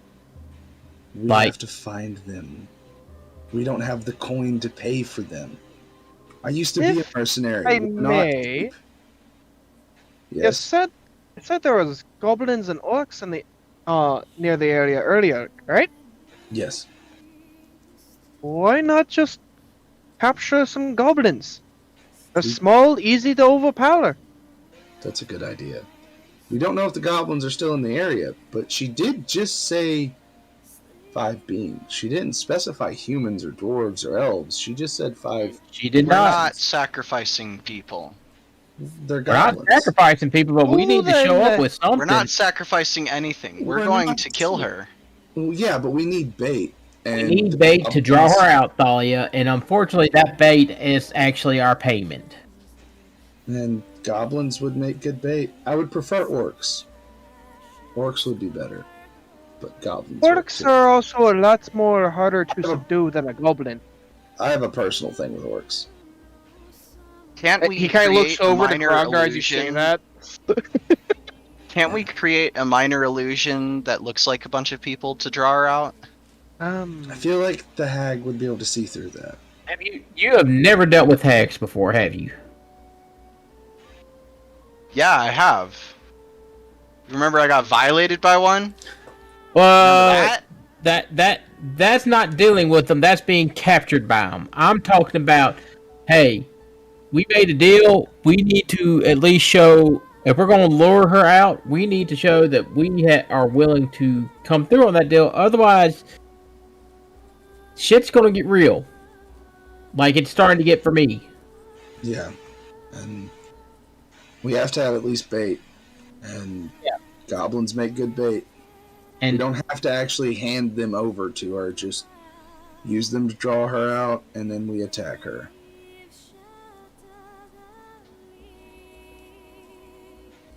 I kind of cross. I kind of like. If I may, yes. It sounds like we the decision is to go after the hag either way. Yes. Yes. Yeah, we have personal business with the hag. So, do you guys know where the hag is exactly? We have a good idea where she's we at. know roughly where she's at, but we don't know if she's still there. So, if the decision's to go after the hag, why not just start our way over to her and come up with the plan as we go? Versus, I assume the hag isn't too close to the city, is she? No. No, about a week away. That gives us a whole week. Oh, Frog dipped. No, I'm still here. No, Frog's still here. I hit a button and closed out the chat. Okay. Sorry, everything. I heard the thing and everything changed on my end. Okay. So why don't we just prepare our things and then in the morning go after your hag and come up with the plan on the way there if it's going to be at least a week away. We good enough bait? What if we're just turning ourselves back in, quote unquote? That's a possibility. I don't know how hags work, but maybe. We could discuss the things and solidify a plan on the way there. Technically, we do have 4 new people in the party that she never met before. Grog, Dillinger, Juices, and his cook. As you say that, Tente kind of gets between me and Asher and just like makes like what would be, I guess, like puffy like cheeks and anger at him. Tente, I'm not gonna let anything happen to Dillinger. I'm just saying. She just turns her back to you and just wraps around like one of the horns. Just saying, technically, we have 4 new faces. It's something. I say we march back to the hag and take back what she stole from us. I know you want some revenge on her too, Thalia, so... You just going to interrupt. It's like, if you're dealing with a hag, you shouldn't leave the bargain unfilled. That's why we're going to kill the hag. We're taking our end of the bargain by force. Yeah, there's a change of agreements, and we're killing the hag. There is no agreement if the other party's dead. She'll never reveal herself if you don't have what she asked for. Exactly. Yeah, which is why I think we need to pick up at least 5 goblins. Like Dillinger said, because that was a good idea. How are we going to transport 5 goblins? Knock them out and tie them up. Where are we going to get them? We know they are crawling all over the mountains. Yeah. We found them before. We can find them again. They took half the force that destroyed Beaton was goblins. Are we going to walk all the way to Beaton, then walk all the way back to the hag? Or are we going to go back to Beaton and liberate the city? We have to get to the hag. I could see about securing us some transport. Yeah. But All right. But no, That sounds like a plan. We have to go past Beaton to get to the hag. She's on the other side of Beaton. Oh, I see what you're saying. Okay. Yeah. So, like, we have to at least go past Beaton to deal with the hag. Mm-hmm. Okay. Because she was between Beaton and the river. Mm-hmm. Because remember, we were trying to take a shortcut from the river to get back to Beaton when we got captured by the hag. Yeah. So. I remember. Yeah. So, yeah, that sounds like a good plan. We try and... You said you could secure transport for us, Dillinger? I could see about trying to secure some transport for us. Like horses or... I could... Yeah. I just got paid by the king. I got some gold I can spend. I can see about getting a cart or a wagon or something with a horse or two. That would be good. I haven't drove a cart in a while, but I technically know how to do it. I'm proficient in land vehicles.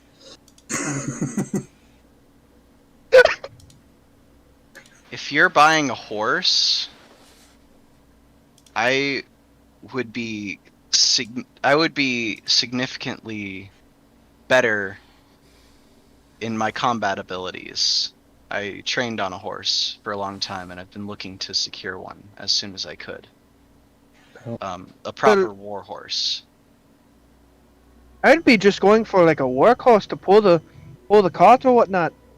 Understood. Fair enough. I wonder if the prince would pay us if we brought the head of a hag to him. I doubt it. Unless it was a cave hag. It's a possibility. I mean, I don't think try. Cross your fingers, drow hag.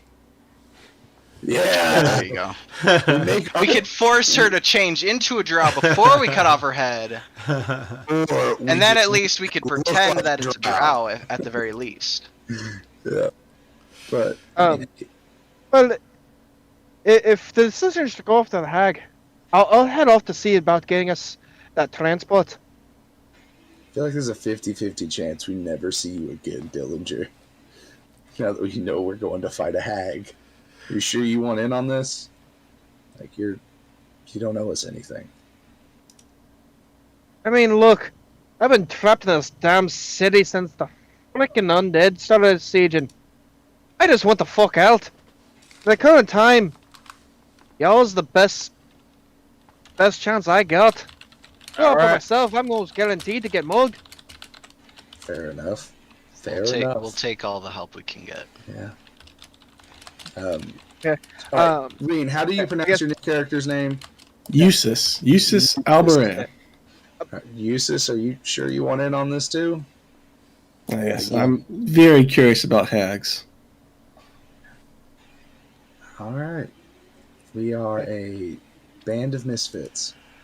As the camera sees all you guys kind of in this semicircle inside this smaller room, the camera is going to be like a scene from Reservoir Dogs where you're at the table in the beginning and it kind of face shot.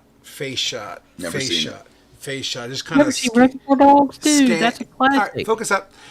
Scans, all your faces. And as you all come to that silent agreement and we are in, the camera is going to fade to black on that measurement of we have a plan, or at least we have a direction. And that's what we'll pick up on our next adventure. Before you go, what we can do during off hours, I'm going to link you something in the loot channel. It is the link to Bucker's Emporium, because I'm sure you guys are going to want to hit a store before you go. Here's what he has currently in stock. I'll put it in the loot channel. Tell me if that link works for you guys. It opened up for me. Say what? Looks good for me. Holy shit, that's expensive. Oh my god, it crashed my whole computer. I'm just kidding. It worked fine. So that's what he currently has in stock. The pickings are slim. in comparison to what he normally has, mainly because of, big fucking war. So things are, yeah, so that's the current situation. And I tried customizing Kumble this, but the module's not working properly. So in the future, you'll start seeing items that actually have history attached to them and small little excerpts where they come from, who is their creator, things like that. Those are things that I plan to develop going forward. And even minor quirks, like for example, this +3 javelin, I could give it a minor property, for example, and it randomized. It says bulwark. If the item is in the bearer's possession for the entirety of a long rest, the item grants the bearer 5 temporary hit points at the conclusion of the rest. If not, these hit points fade into 24 hours. So it's just shit like that. So it'd be kind of cool. Anyway, so many candles. so let me kill the stream. We'll do our after hour or after session wrap up, and we'll go